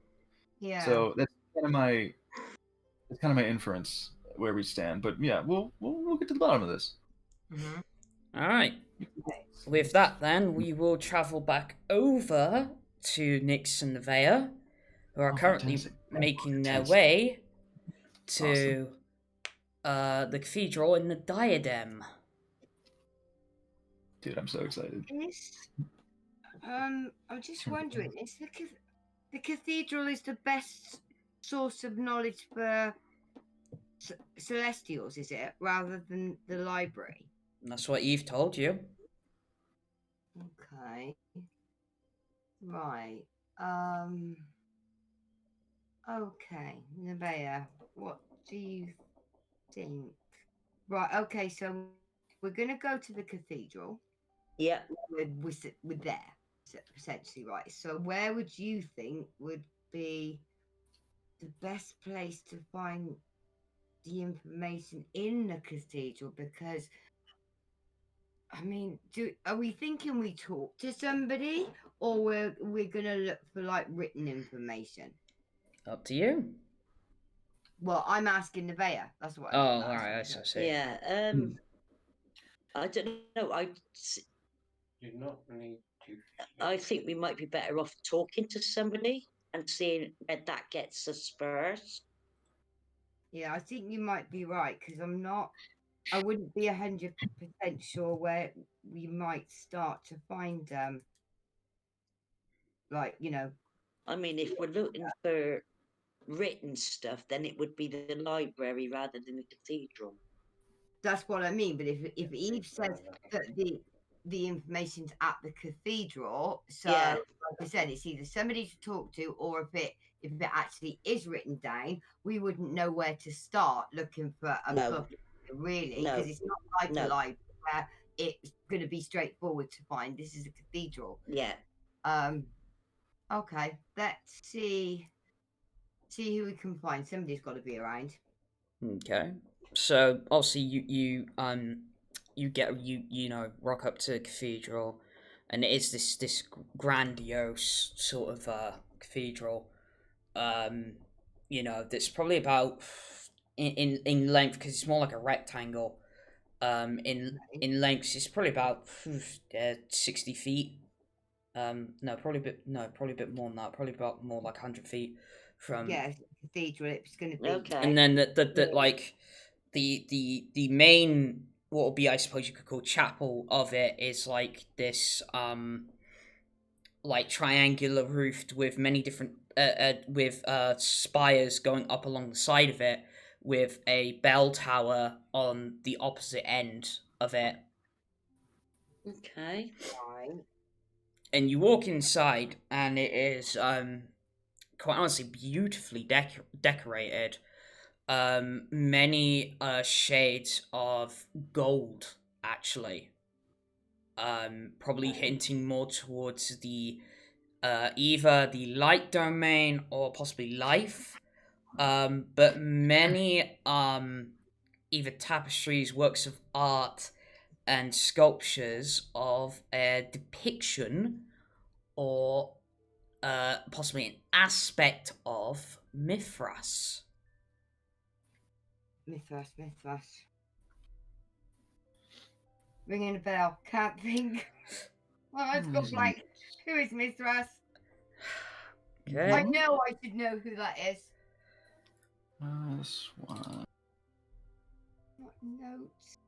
So this is, yeah, well, it's gonna sound obvious once I say it out loud, Okay. Go ahead. considering where you are. It's the god of light. Right. Yeah. Okay. So. With this decadently illuminated Yeah. cathedral. And like the seats leading up, like each side, are like marble white. Like you'd probably say there's about maybe 15 rows each side, probably about 15 feet in length. Okay, so this really then it's not just a general cathedral. It's been built like with, in dedication to him. Yeah. Okay. Yeah. Right. One, I would like, okay. If you think about a normal cathedral, you have like, or even a church, come to that. Like, when you would head down towards where, like, say, the altar is within the chapel, and you have either one side or the other or both is oh my god, there's a proper name for it. Like, okay, so if you've got a priest, a vicar, or whoever, you know, the head, what's it like, you know, for that deity as such within the church, they, oh my god, what's it called? Like a room where they, if they're not one, vestry. Yeah. That's it. Oh, yeah. Right, so okay, so if we were to like head in that direction, see if there is a vestry where we could find somebody, but as we're going down there, I would say see what we can learn from this artwork, because okay, it's dedicated to Mithras. But obviously, like you said, like you can learn loads from artwork. So, like, considering we're trying to learn about Celestials, I think they're worth a close look at. Okay, so most of the depictions of Mithras are that of sort of him coming over a depiction of Elizium, not as the sun, because there is an actual sun god, but as the light it emanates. Okay, so And the rays and the yes, actual illumination as such.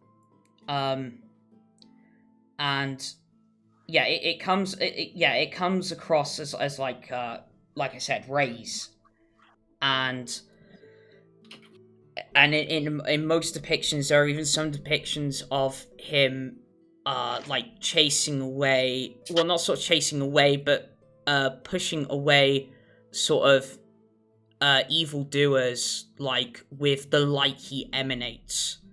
Like he like, it's very difficult to even look at him because it seems like he's bathed in light.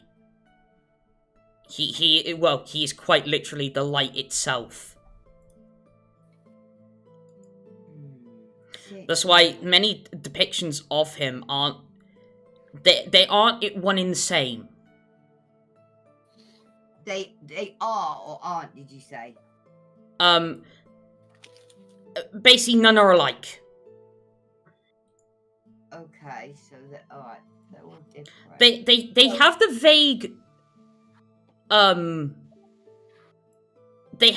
vague like look to one another, but there's always something different. Like, okay, so each bits of these pieces of art, they're all about him. yes. Yeah? Okay, right. So It's like either he emanates the light, he is bathed in light, he is the light. Like, that's what I mean. It's like it's every artist's interpretation of what Mithras would actually be. right, okay then. So if it's an individual interpretation, then there isn't really going to be anything to learn. Yes, exactly. Differences. It's just each artist's difference. Yes. As it were, in painting it. Okay, so if they're all regarding him, and that still, again, gets me back to what I originally thought Celestials were all about. So I don't quite understand why one would be leading an undead army. It just seems that the complete opposite of what they do. We need to find, we definitely need to talk to somebody, because this isn't making any sense.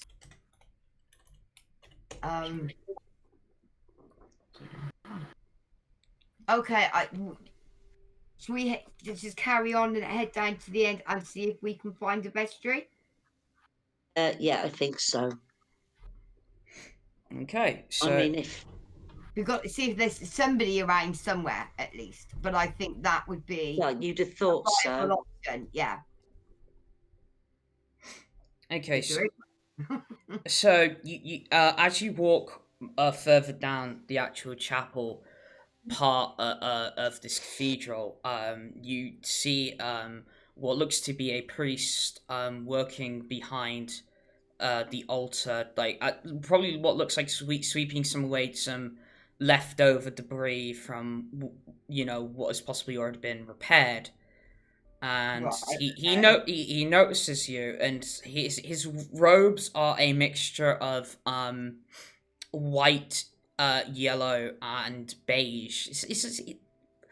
I guess what they're trying to convey in their robes is like all of like the different kinds of light you can get, whether that just be blinding okay. white, like the yellow that normally the sun is depicted as, or like sort of that as Dulldawn's known for, that sort of dull beige that the dawn light is normally in.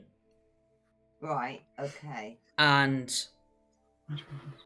he notices you and he says, "Hail, child, may Mithras bless you with light. How can I help you?" Oh, thank you. We're seeking some information. Do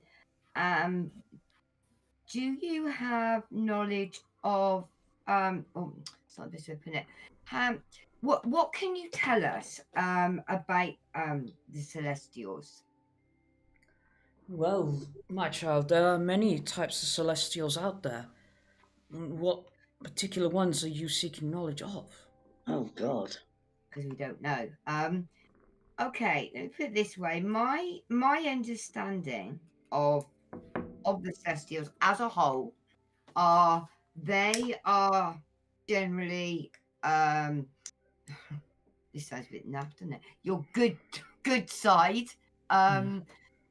You know, and keeping evil at bay, like, you know, like fighting off the darkness, or is that a correct view of them, or is there kind of more to them, or even are there any like individual that are not that way inclined, as it were?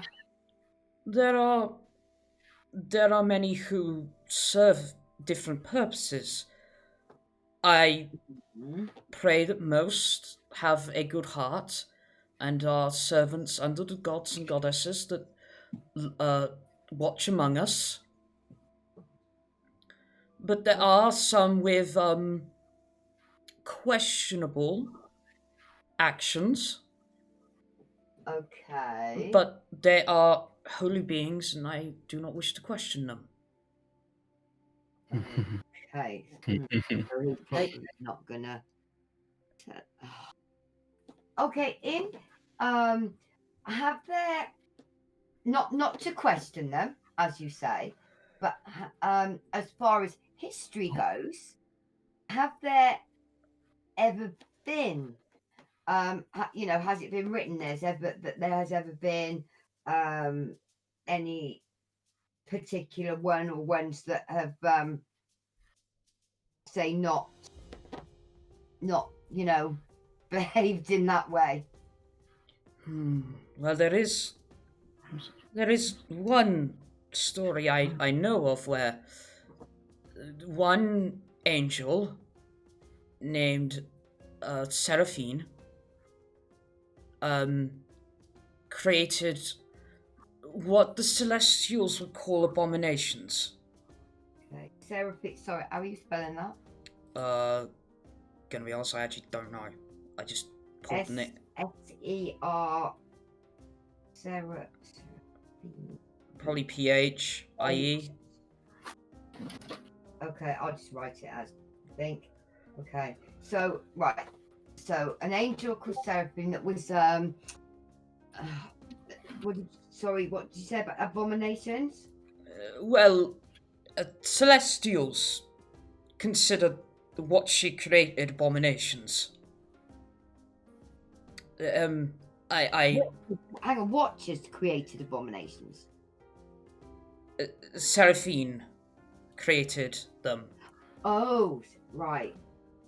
And I do not wish to be rude in, obviously, one of the presence of them.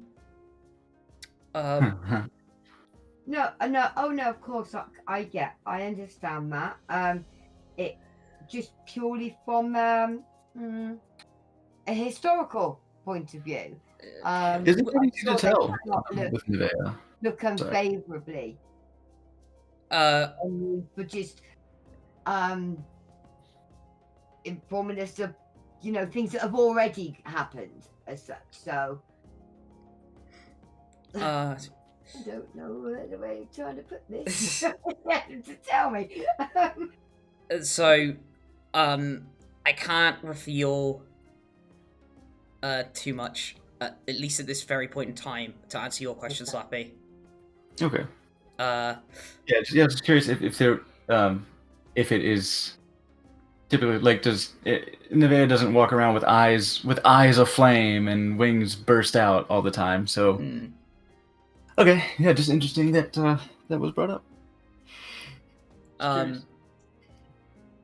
So, and he says, well, to get to the point, Seraphine is known as the... Sorry, it's just dawned on me, I think, what the abominations are. And The Undead Army. No. It's the Nephilim. Yeah. Really? In particular, Seraphine started what is known as the celestial bloodline of Nephilim. Okay. At least that is the... In the beginning, that was all... Was that all there was, as far as these abominations concerned? There was the celestial bloodline. No, there was... there was another with the same idea in mind. Another angel. No, an infernal creature, hideous thing. You know his name? I do not wish to speak his name out loud. Can you write it down for me? I can if you wish me to. I do, please. And he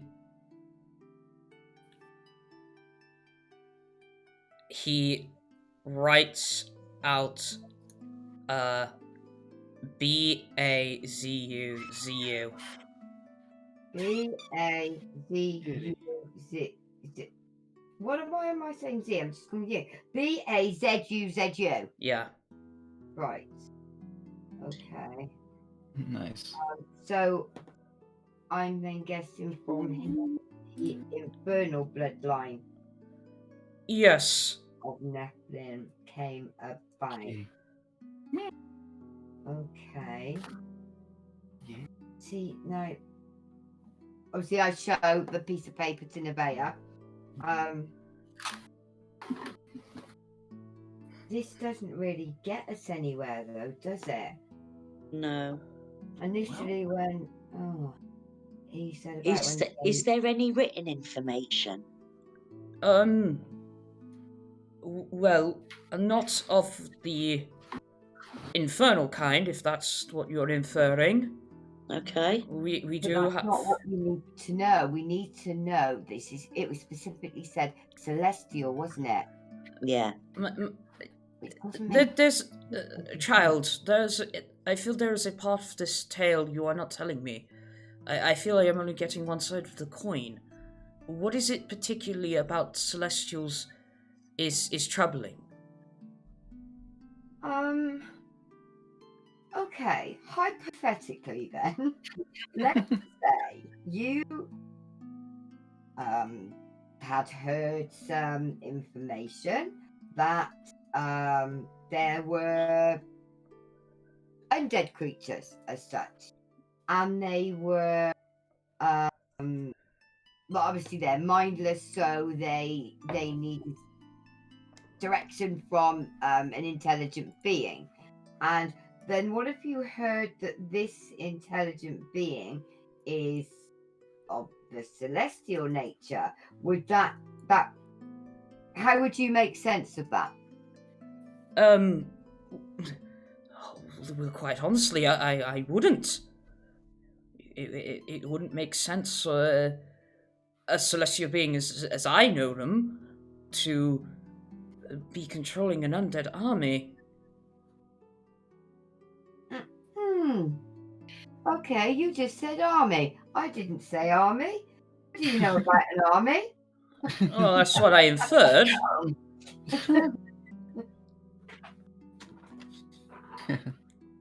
You did say lead, though. And you see, therein lies our dilemma, because we can't make sense of that hypothetical piece What- of information either. Where did you get this information from? I'm sure I said hypothetical. Well, there's some reason you're bringing it up, child. This is not the everyday askings of either Mithras or his servants. Obviously, you know what's gone on with Carfax and Who? you know you yourself are clearing up from some of the damage that's done. Yes, I know there was Are a terrible. you aware of anything else that threatens the city?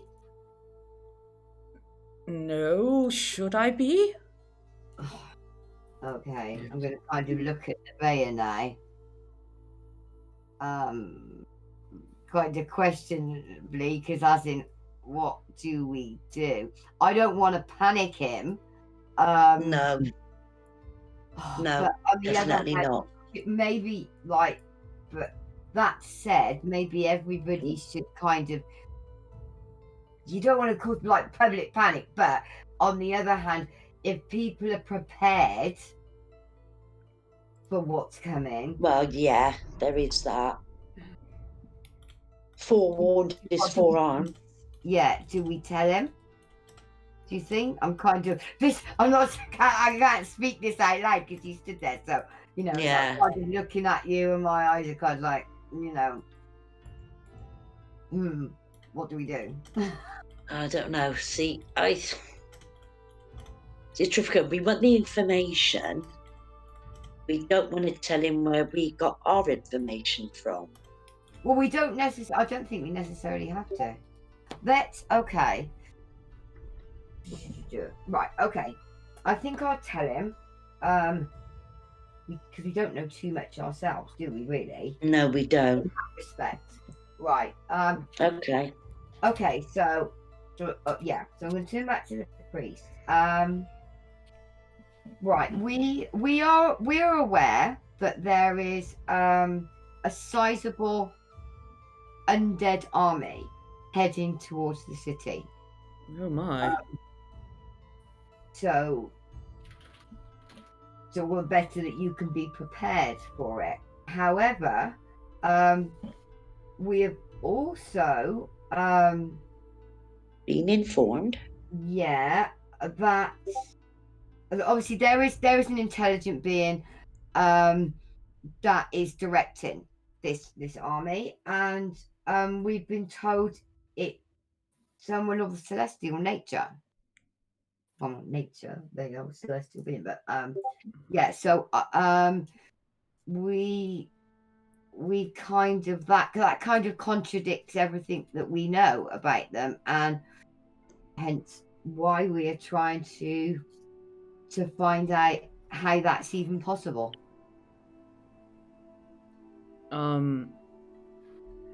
So he looks at you, and he still has a somewhat confused look on his face, and it's like, well,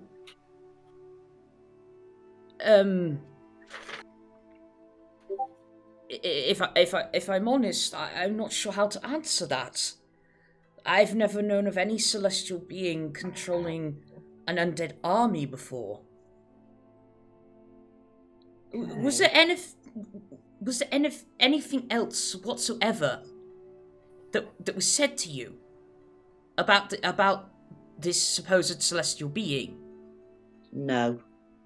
There wasn't, was there? No, there wasn't. Over it in my head. Hang on, let me think. What exactly did she say?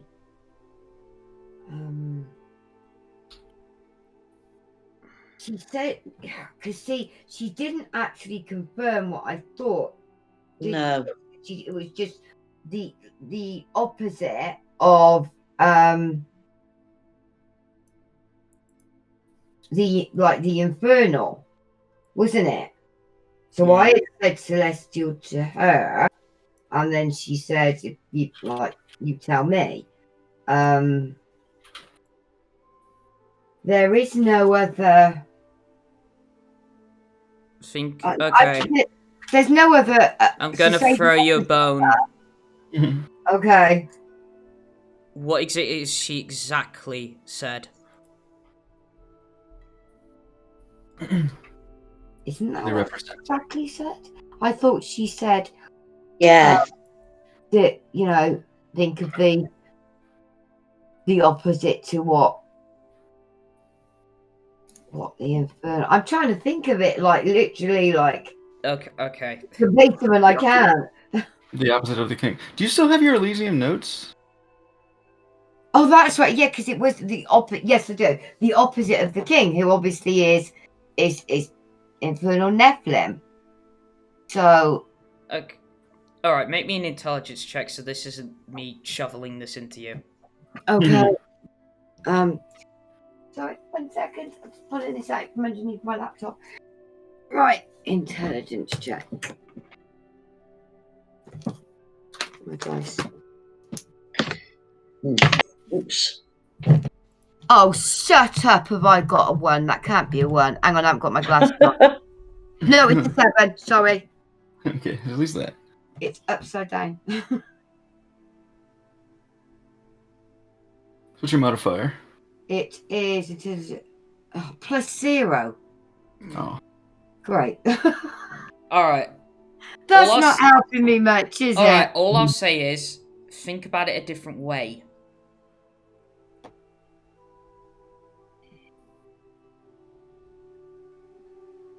Okay, are we not thinking bloodline then? Are we thinking more along the lines of he's a king? How do you get the opposite of a king? Oh, or is it a woman? Opposite of a king? Well, no, that's not. Yeah, I'm actually thinking literally here, opposite of the king, but that's not what she said, is it? She said opposite of a. What they represent. That's what she said. But I don't know. King represents the head and the control of the city. And think about it. Do you recall Bobby is? I mean, I don't remember what Bobby's wings look like. Is Bobby actually infernal or celestial? Infernal. Okay, alright. Him being red and all is kind of a typical giveaway, but isn't necessarily. He's hot. He is. Oh yeah, absolutely. Nick's definitely. No. That's how you know he's infernal. He's hot. Caliente y picante. Oh. Nevaeh, what are we missing? What are we not seeing? I have not got a clue. We know Bobby's good. So, is it something that's evil? Someone that's evil? It's something along those lines. It's got to be or that way inclined, because they're obviously leading this undead army to destroy the city. All right. Yeah. The pillars. I think you hit pretty much all the correct points. I mean, obviously, Vulen's not there. Okay, but, I'll give you one last chance. Nevaeh, make me an intelligence check. Oh, bloody Nora. 19. Right. Yeah. One thing you haven't mentioned, and it finally dawns on you. Bobby's a paladin. Hey. Okay. Yeah. No. Even though I know that probably wouldn't have come to mind. Okay. Opposite. Paladin is a dinner pal. So what the hell is the opposite of a paladin? That's what I was just thinking. Also a paladin. Do you say that Evil out loud? Okay. Yeah, I'll say it out loud then. What is the opposite of a There. Oh, opposite of a paladin. Well, we commonly refer to them as dark paladins, but the correct term would be oathbreakers. Oathbreakers? Yep. Oathbreakers. Can you tell me about the Oathbreakers? Well, oathbreakers are basically somebody who breaks their oath from one's god or goddess and basically shows. Sometimes it can be allegiance to an evil being, or more or less times it's allegiance to themselves for evil purposes. Okay. Right, so basically they're kind of like just out for themselves, like they But obviously they use their specific deity or they use their blessings, as it were, to do. Hang on 1 second. So I'm really sorry. 1 second. I've got to Lucian, I've got to just mute this a minute. Alright. I was gonna say it's a paladin like I hit with the Uno reverse card. But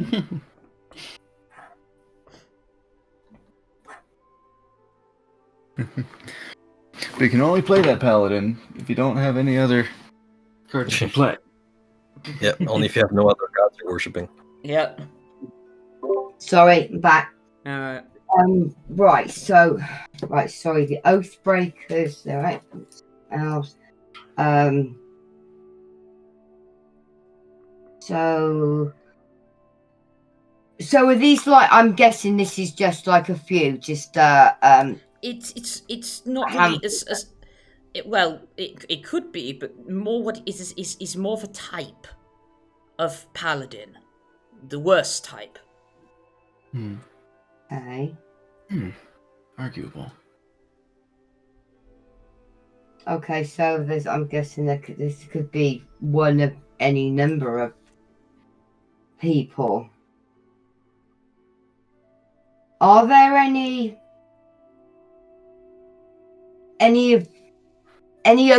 specific oathbreaker that's been written about or that is known about? Not to my knowledge, no. So none have gone down in infamy or. Well, hopefully so. I mean, oathbreakers are very, very few and far between. Okay, so there aren't many of them. And I mean, it's, like I said, half the time, one who breaks their oaths loses all power. To harness such a power to essentially harness your own will or that of some evil being is not, as I know it, the paladin's way. Purely for yourself and not those around you.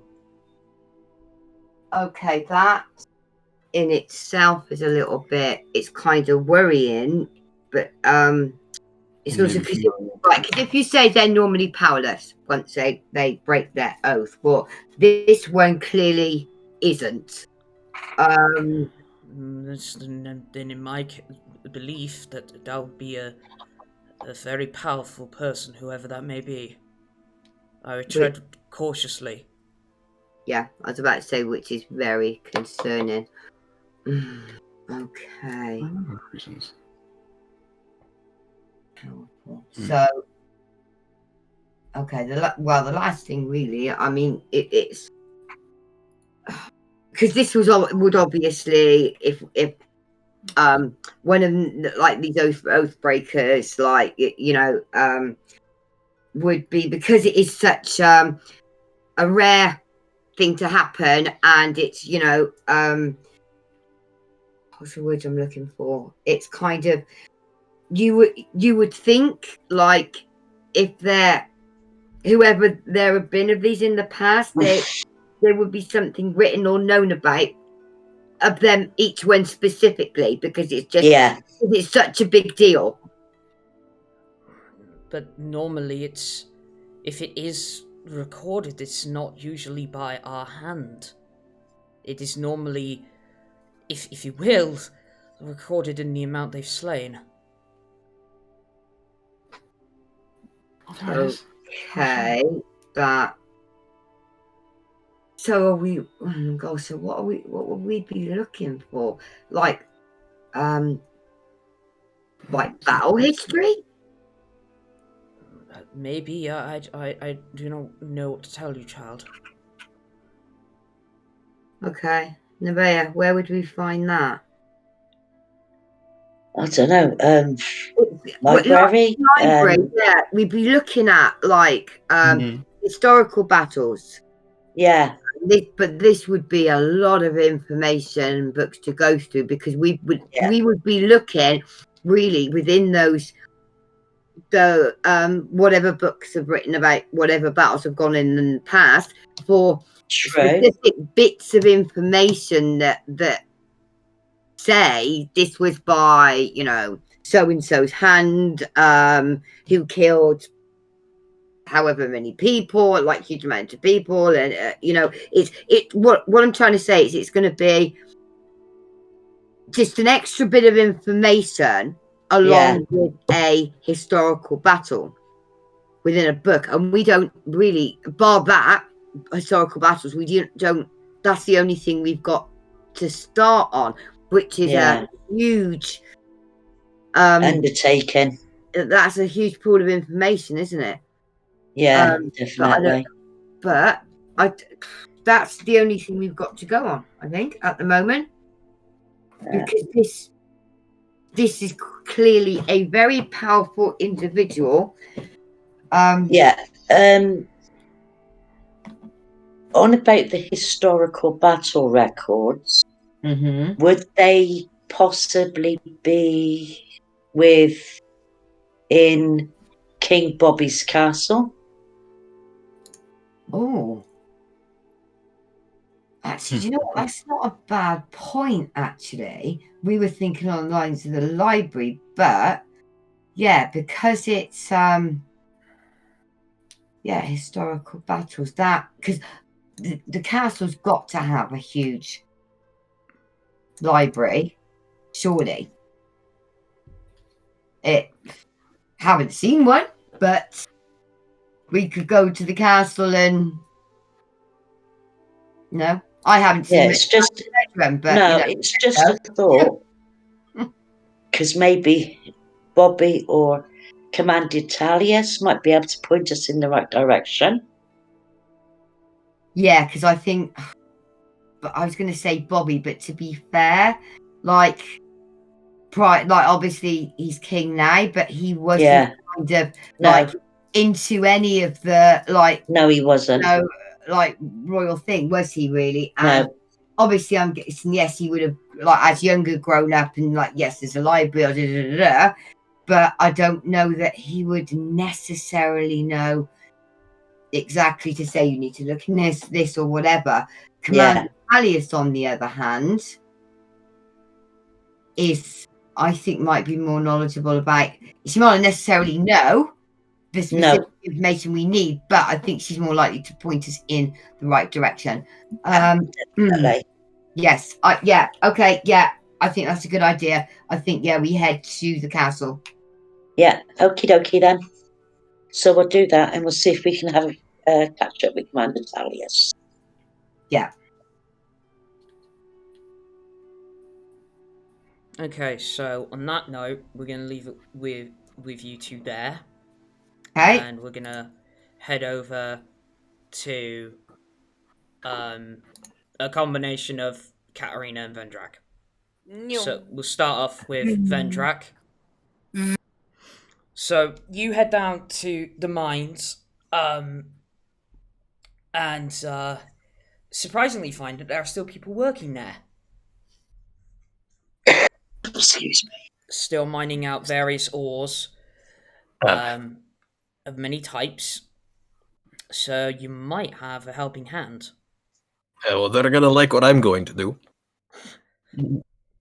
Oh shit! Why's my alarm going off? Oh, it's 9 o'clock. That's Jesus. Like, I have an 9 o'clock alarm. You don't ask questions. You're gonna like what I'm gonna do. You just crop dust them all. They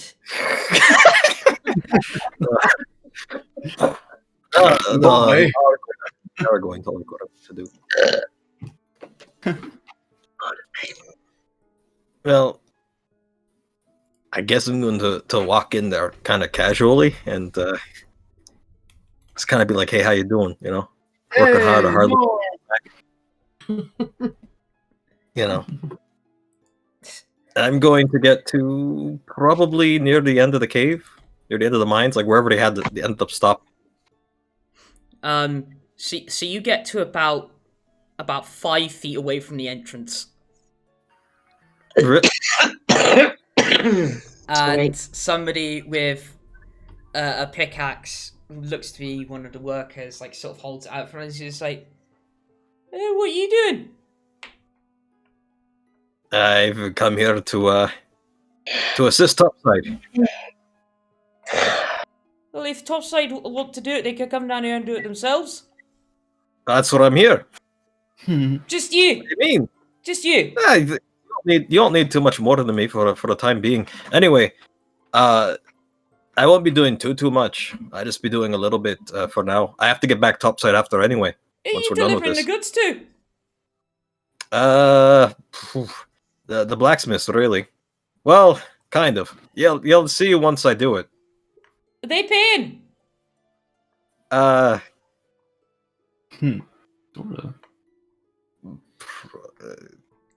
Katterina will probably pay for this, right? Katterina's not there. Yeah. What? Where's Katterina? She's up in the Oh air. yeah, she's flying. Shit. Of course, Well, look at the gold. Who the fuck are you talking to?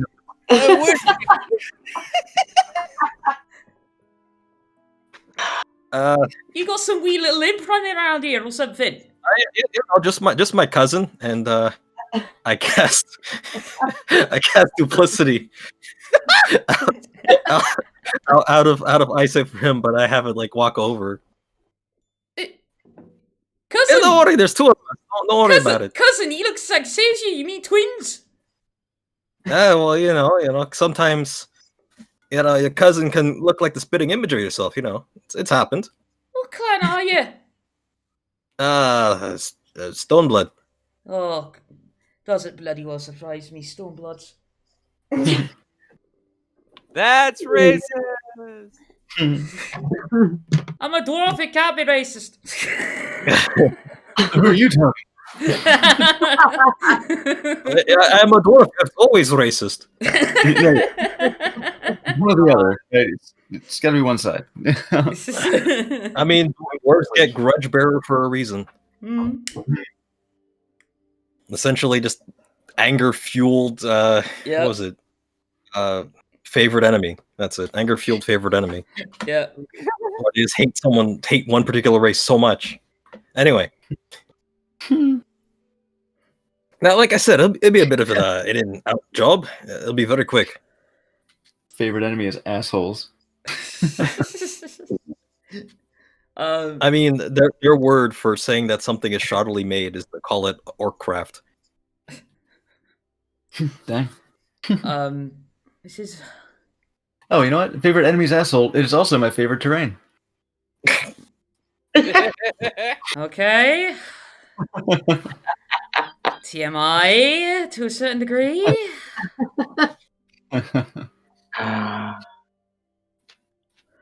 It's well, your cousin. You better be out of here quick. Oh yeah, no problem. I'll be here for probably just a few minutes, not more than that. I'll be talking to Mr. Stevens about this. Sure. Yeah, you can just tell him that it was Vendrak. Don't worry about it. I'll deal with him afterward. This is kind of important, though. And I appreciate your cooperation. Yeah, sure. Thank you. He goes back to his work. Now come along, cuz. And Sort of I'll waddles move along. them alongside my. Yeah. We'll be fine. I imagine you have your duplicate in particular. He runs like the Dark Souls aha video. Dark Souls. I haven't seen that. Oh, okay. hanging the voice. Oh yeah. I Well, more it's better what I had in my head, where he's almost T-posing to glide along the ground. Yes. Yeah. Sliding, sometimes no clipping through the wall a little bit. Basically, yeah. I Kind of almost, bumps into the wall, like, trying to correct itself, so it's kind of like stuttering. It's like. Yeah. I almost imagined it as like the typical cliche cardboard cutout. And him behind it just waddling it along. Yeah. kind of not unlike the Spy of the Masks, letting him like just suddenly blend in. But yeah, obviously, like out of viewpoint, I guess I'll probably dismiss him. I don't know. Anyway, so I'll get to as far as the cave basically goes, because I'd imagine they'd have to stop at some point. Yep, And- they actually, if you remember, they get to a point where they actually jut off to the left, as it were, and it heads into the catacombs of the castle and goes up into the crypts. Well, sure, but I'm looking for a part where there's like a dead end that's in progress. Oh yeah, just a few more feet up ahead, and yeah, you find a dead end. All right, so I get to that wall, and I start casting a certain spell. Let's see, where is that spell again? It will be Stone Shape. Yeah. Okay.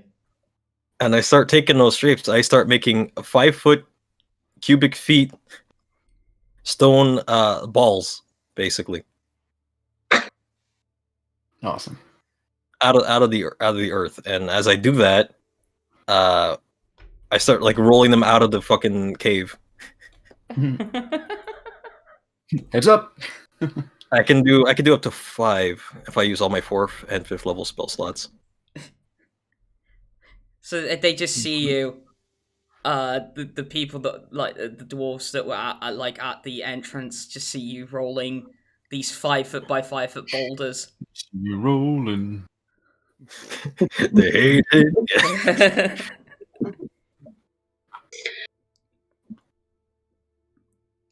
Oh god. Yeah, and I'm gonna bring them out one at a time. This is also carving out, the walls, so they have more room to go. And it's like 5. It's like one of the dwarfs on like the left side of the entrance. It's like doesn't really turns around quickly, and it's like just that you just hear out of nowhere, like over your shoulder. It's like, knew he's a rock basher. What? Do I actually know? Would I actually know what the hell that is? Guess. Okay. What is a rock basher to dwarves? Is it like landlubber? Like, how seafaring people will say landlubber, but miners just say rock basher? No, in this case, it would be like basically gay. It would. Okay. It would be. Gay for the stone? Mm-hmm. Alright, I want to just hilariously see if you make this perception check to see who the fuck it was. You are seen. My head should spin around before my body does. That. You want me to do a perception check? Yes, please.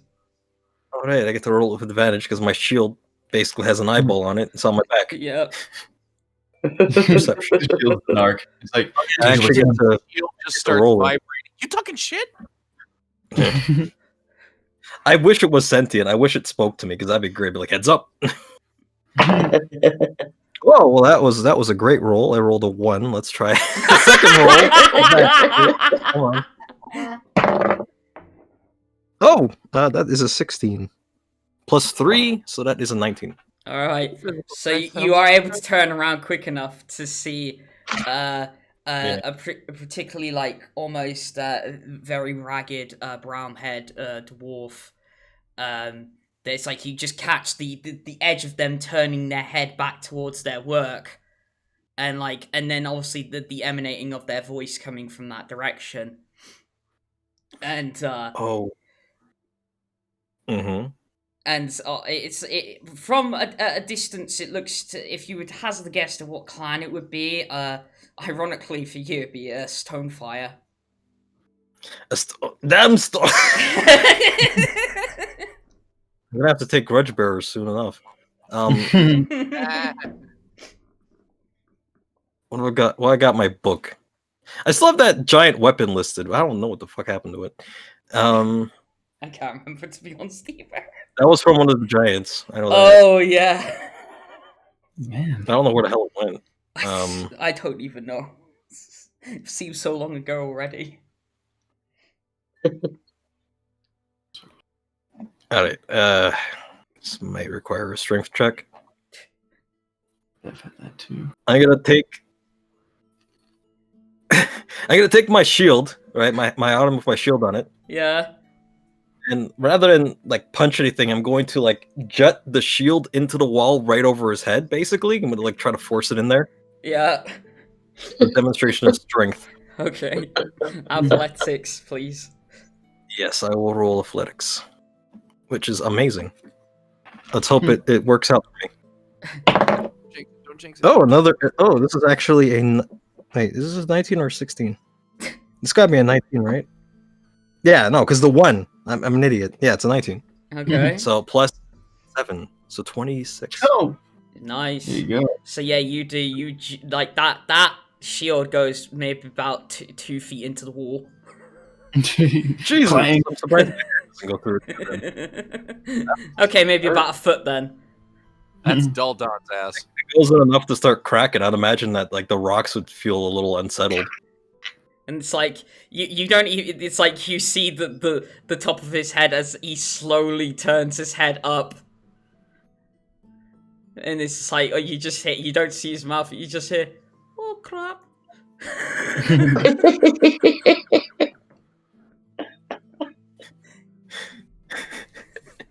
I don't think I need to say anything at this point. Perfect. It's a friendly term, I swear. You're talking to another dwarf. Yeah? It's a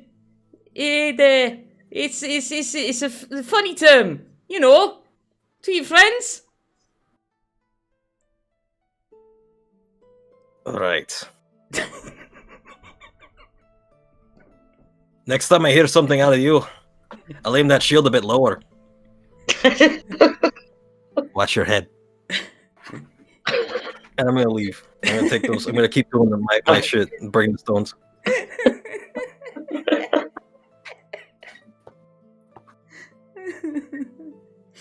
Okay, so yeah, you are able to roll those boulders out of the mine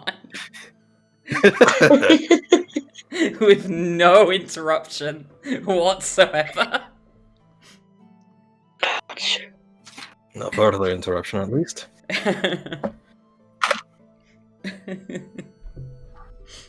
So, if you guys don't mind, because of the time we've been going, I'm gonna time skip a little bit.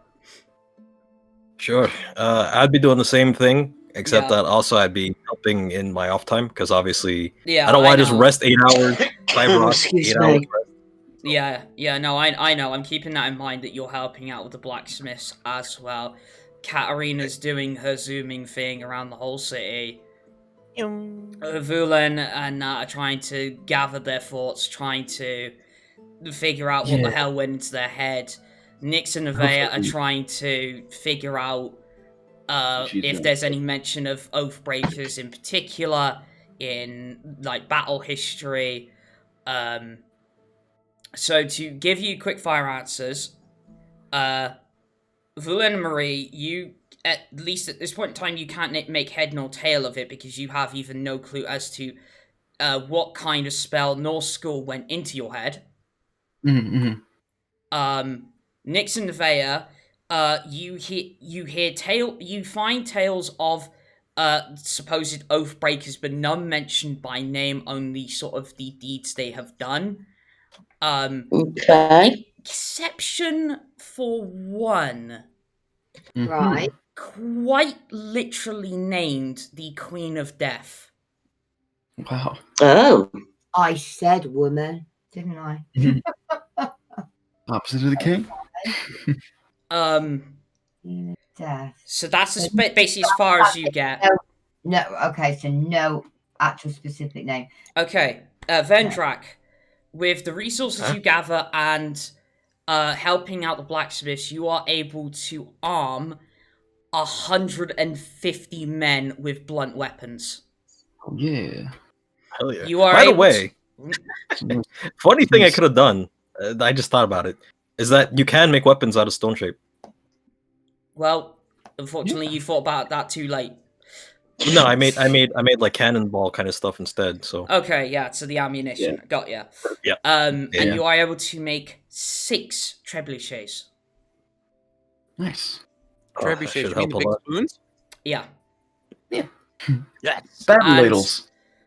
So that is where we get round to Katterina, because on the second day, during the night, on the horizon, you start to see firelight. A lot of it coming Okay. from the west. Oh man. Undead carrying torches. Did he plan on burning the city down? Are we talking like bonfire, like sitting still, or torches in motion? Torches in motion. Okay, I'm gonna find the commander. Okay, so down. Exactly. And you're able to like rushing around, say, "Oh fuck! Oh fuck! Oh fuck! Oh fuck!" So quickly find the commander near the west gate where you found it before. Commander, Yes, what is it? incoming. I see him. Lots of fire, lots of torches. We need to get ready now. Great. All right, men at arms. Where's Vendrak and his spoons? Don't ask me. Go find him. All All right. I need you. Say, I got just trying to pod race through the entire city. Pretty much. I'm flying at 60 feet in 6 seconds, but Yeah. I'm low to the ground.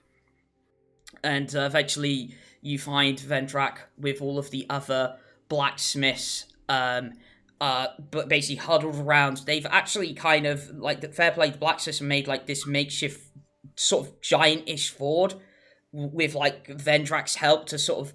It's not quite as ornate as, say, like, a dwarf forge, the size of dwarf forge, but it's enough to get the job done, essentially. Oh yeah. In this, in As this... well, part of it pains me, but I had to make the sacrifice for efficiency. And I got like a. This is how Kitty Low extra 2D damage and smiting assholes. Perfect.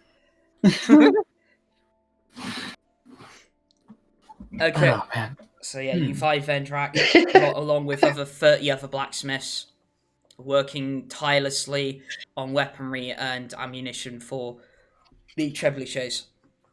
Okay. Vendrak! I'm like cereal. I'm sitting in one of the catapults. Oh. God damn it! Okay, you broke Mage. Well done. Picture him so happily sitting in the spoon with his arms in the air. I like cereal. Man, he's just hype. He's super hype. And I'd go over there, I'll be like Captain Crunch. And look at that, here come the marshmallows.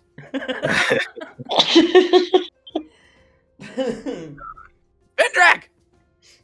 Yeah. Get out of the spoon! They're coming! All right, you know what to do, man. Load them up and get ready. Which way? The West. direction that the dungeon master told me. I genuinely forgot. Was it which direction? Coming from the west. Yes, they're coming from the west. Alright, journey to the west. Alright. Let's go, man. Alright, so along the blacksmiths and a few soldiers and watchmen that are nearby, you are able to push at least, by the time you get there, Command Tally is just like, okay, put 3 here and then put like 1 at each of the others, like north, south, and east, just in case. But they're going to put half of them on this side because that's where most of the army's coming from. And Command Talius turns back to you, Katterina, and says, you might want to get the others at this point. Okay, and I'm gonna zoom back to the mansion. Okay, so where Katterina arrives, I think what Vulen and Marie might have been doing to this point was trying to trade off the amulet, the Medallion of Thoughts. Okay.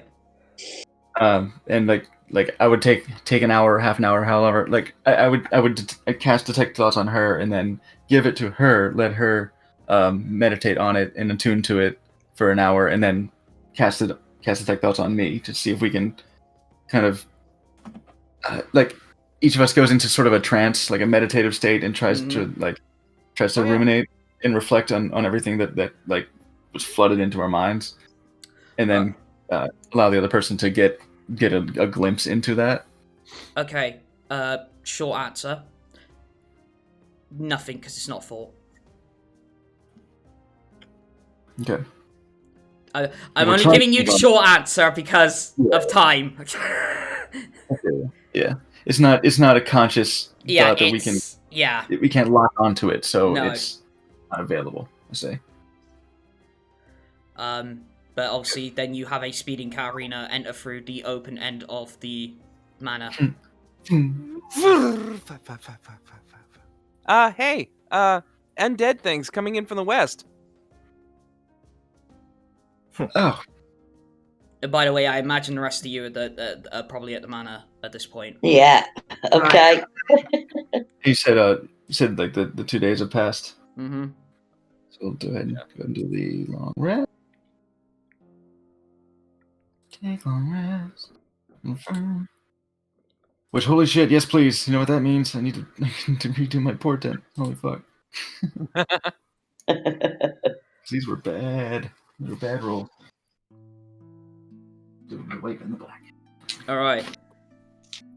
And at this, not a mere 30 seconds afterwards, you see, first of all, Marcus drop down from the ceiling.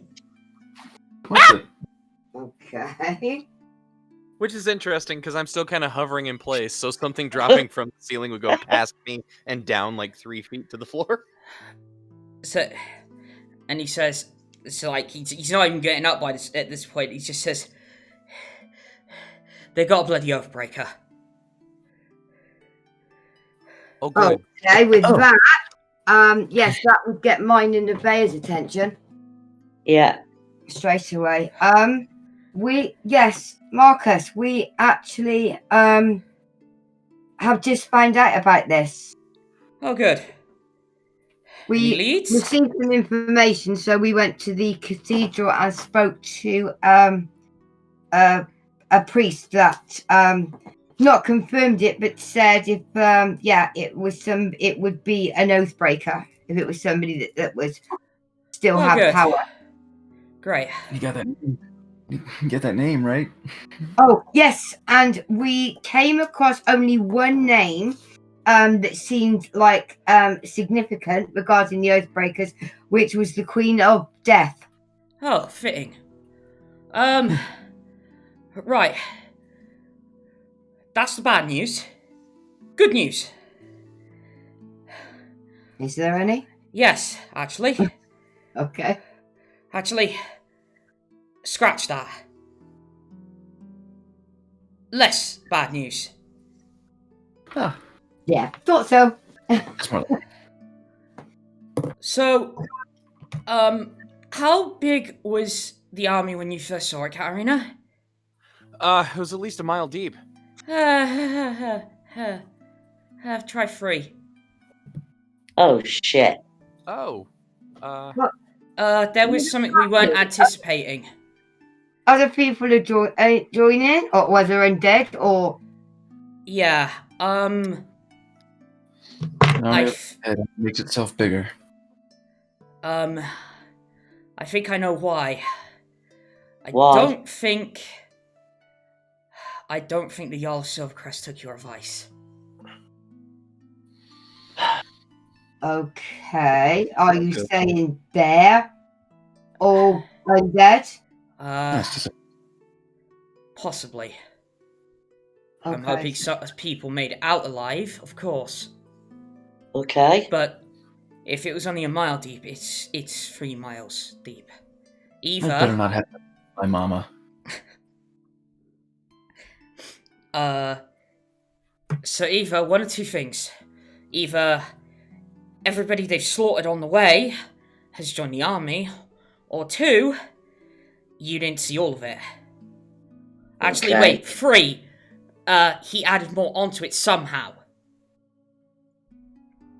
Somehow, but you think it's the well, it was no, it wasn't a village. It was bigger than that, wasn't it? Where the Well, Jarl- as far as I know, the only places at this point they would have hit are Silvercrest, Silverleaf, Glenvale, and Maiden's End. Now, from what I can remember, we evacuated Glenvale, Maiden's End, and from what you've told me, Silverleaf. Yes. But that would not amass the forces that they have now. Okay. So, that goes back to the other 2 options. If they have amassed more forces, I have no idea where they've come from. Unless there was a trail end of about 2 miles more of them that you didn't see. Right. Well, we did move in kind of a hurry, so that's certainly possible. Quite. Yeah.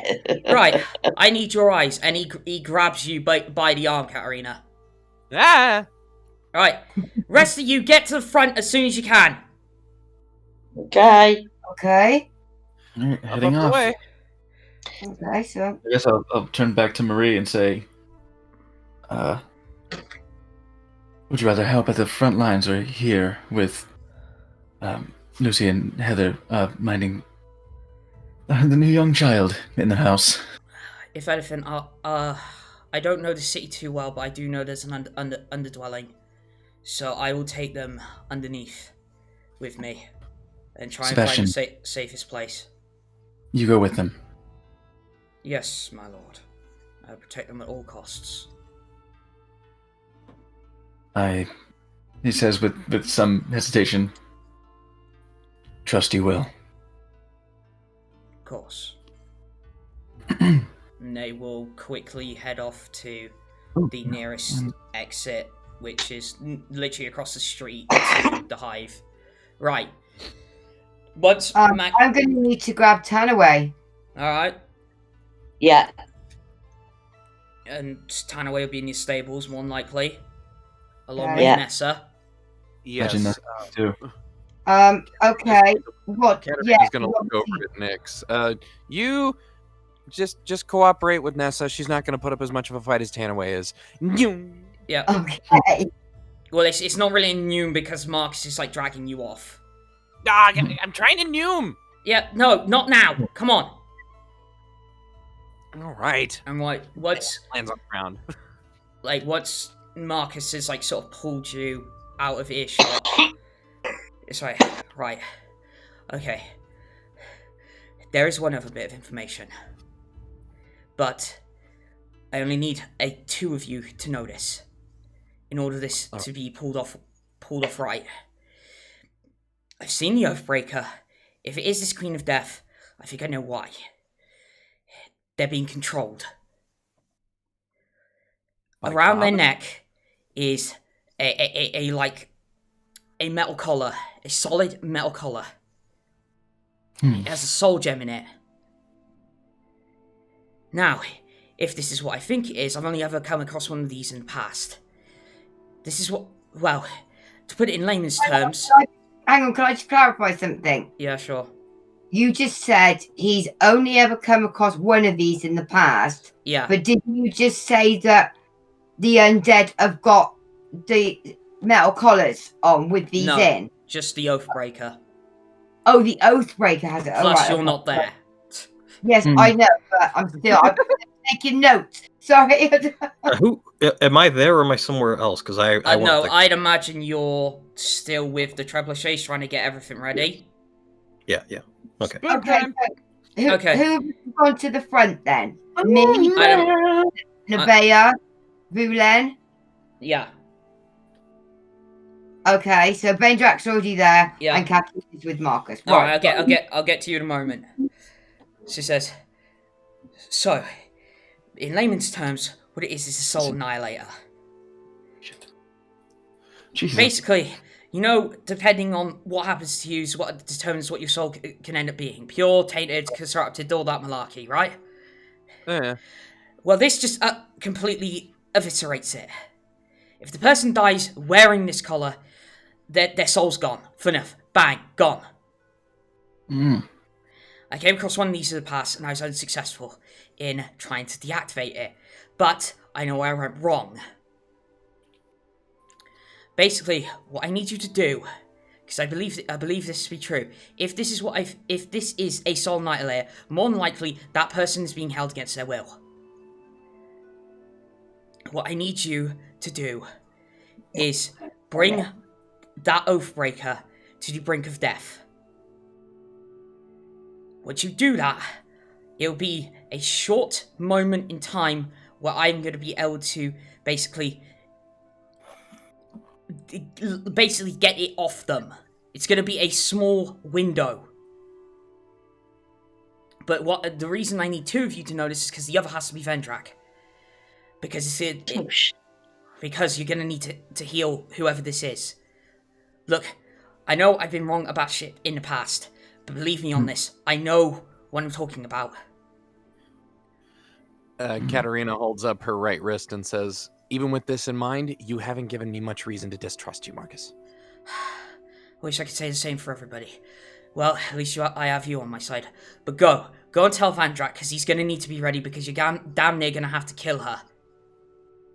You got it. Can I nuke now? Why would he Yes, save her if she's an Oathbreaker? I don't get it. You have to wait to find out. Okay. It's complicated. And honestly, I think if any of this stuff about Oathbreaker, when Nevaeh and Nyx came back with Vulen to Vulen, brought it up at all, there probably would have been a lot of philosophical discussion about what is really worse. You know, someone who follows an oath of true evil, or someone who breaks an oath and abandons one. So obviously, it's not really time skip, but we jump forward to like everybody's at the front. Even at this point, Marcus, Merlin, Teru, and Ian are there. Okay. Commander Talius has commanded soldiers to go down below as well. Everything's set up, and it's like, well, probably everybody watching this and everybody here has seen like the opening moments to Helm's Deep. Sure. Right. Yeah, and it's like it is just like that. It's like you see the army on the distance, and it's like the thunder starts coming in and the rain just comes pouring down. It's the middle of the night.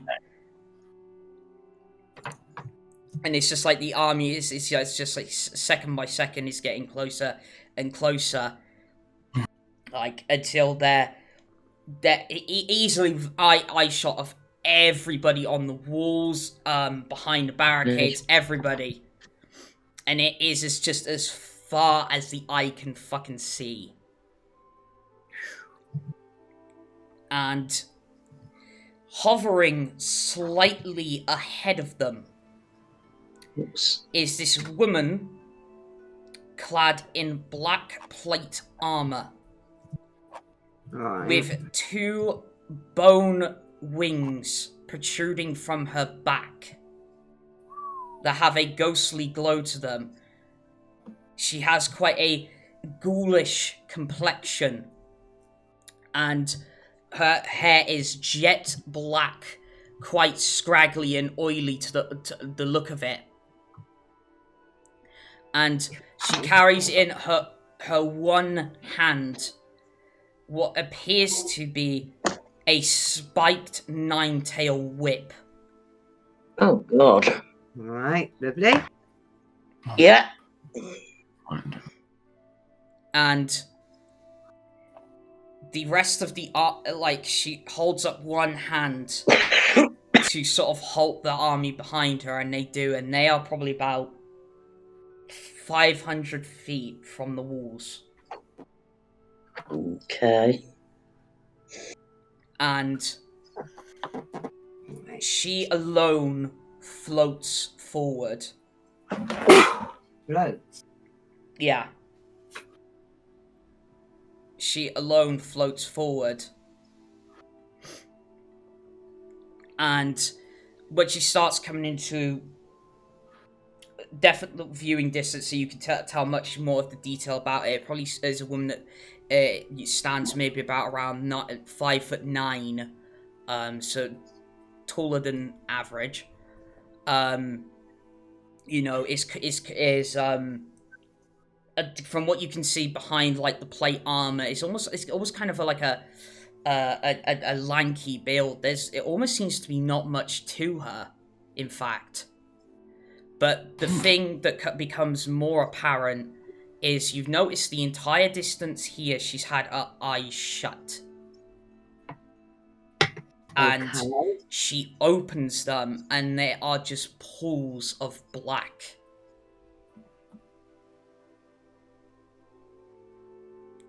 And quite audibly to everybody on the walls and everybody behind the barricade, she simply says, "Kneel."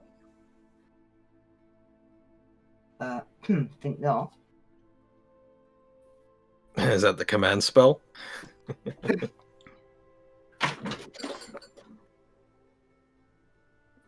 No, sir. Any responses? So we all kind of like we've got the trebuchets, we're kind of lined up along the defenses that we've made, yes? Yeah. Okay. I mean, not gonna kneel to her, but No, definitely not. on the other hand, figure out to Vendrak or Talia or whoever, and I'd say, I'd be like, loose. Let's see. I'm just looking at what the hell I could actually do from that distance. That's all. Well, I'm not kneeling. I'll tell you that much. All right. Oh, and how far away did you say she is? 150 feet. 150. How far from her is her army? At this point, given the distance, it would be about 350 feet. Okay. So nothing yet. 150. Do I have that range on my bow? What's the range on my bow? I can find that out. On my longbow, I mean. What is the range of that? I just had to look to see if I had that range, and I haven't. You're like What? 150 and 320 or something like that. Yeah. Yeah, okay. Right, so I have enough. What about the javelin? No, 120. Yeah. 120, damn it. That's javelin of light. Yeah, it's 120 on the javelin. Actually, I guess my response is to cast mage armor on myself. Okay.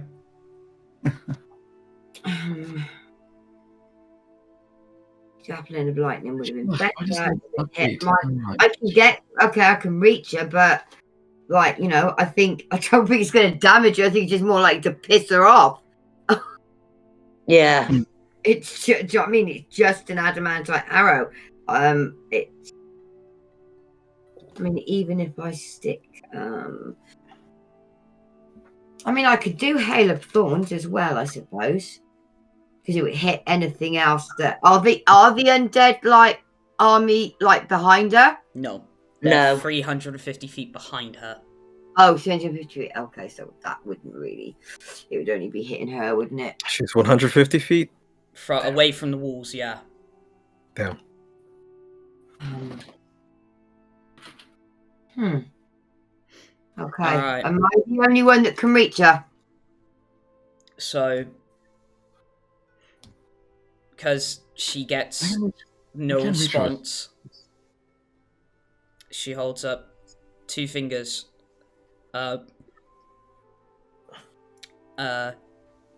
like her index and her middle finger pressed together, upwards, and then just points it forward. And Attack. The army move, I'm guessing. Yep. Yeah. Yeah. And that's all we'll stop for tonight. Okay. Oh, I should have shot at her.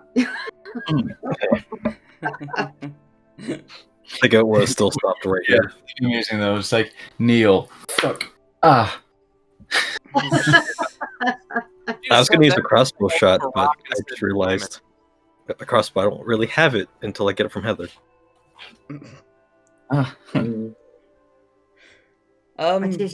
So yeah. She can't be I have my second. super powerful if she can possibly be brought to the brink of death. So Not that I actually know that, but I don't know. So, with that said, obviously, I hope you all enjoyed. Obviously, we are back after a little bit of a break. But obviously, we are going to be back on now every Sunday. I would normally say the usual thing of 9 PM GMT, 4 PM EST, and 1 PM PST, but as I learned this week, that got fucked around a bit, because, I'll yeah. catch her. But I believe before Please, next please, week, hours. I think you said, Jez, I think by the time it's next week, our clocks go forward as well. I think it should go back to normal. Is what I'm Alright. saying there. So, yeah, run with the Our idea clocks that... don't change. Don't they? First is- No, our clocks No. went back at 2 o'clock this morning. Yeah. Morning. And ours haven't yet. Ours haven't moved yet. Oh, Yeah, I yours was haven't wondering. moved yet. Oh, right, yeah, got ya. Yeah. Alright, so yeah. I mentioned this to Mace earlier because ours had Yeah. gone back. Was this gonna mess everybody else Honestly time-wise? hadn't realised that the clocks had gone backwards, to be honest. But yeah, so it should be, yeah, next week, the usual time, 9 PM GMT, 4 PM EST, or 1 PM PST. Or 8 o'clock UTC, if you want to be fancy. I think 3 is enough. Well, universal time clock never gets fucked around with time zones. I suppose. So,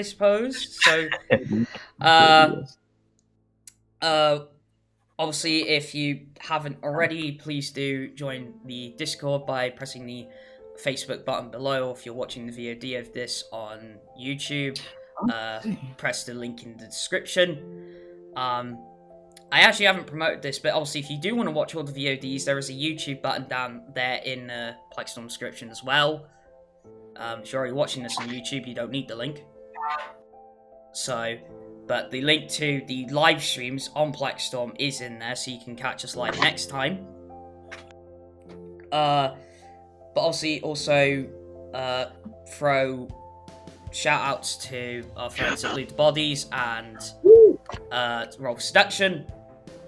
Go watch them during the week. Yep, we got our swashbucklers happening tomorrow at Yep. 3 p.m. EDT. I should have been saying EDT this whole time, but yeah, you got her. I always say EST. Yeah. And I mean, with that said, I think we're good for tonight. So, Kat, I look very much forward to next week. Oh, God. Oh yeah. Yeah.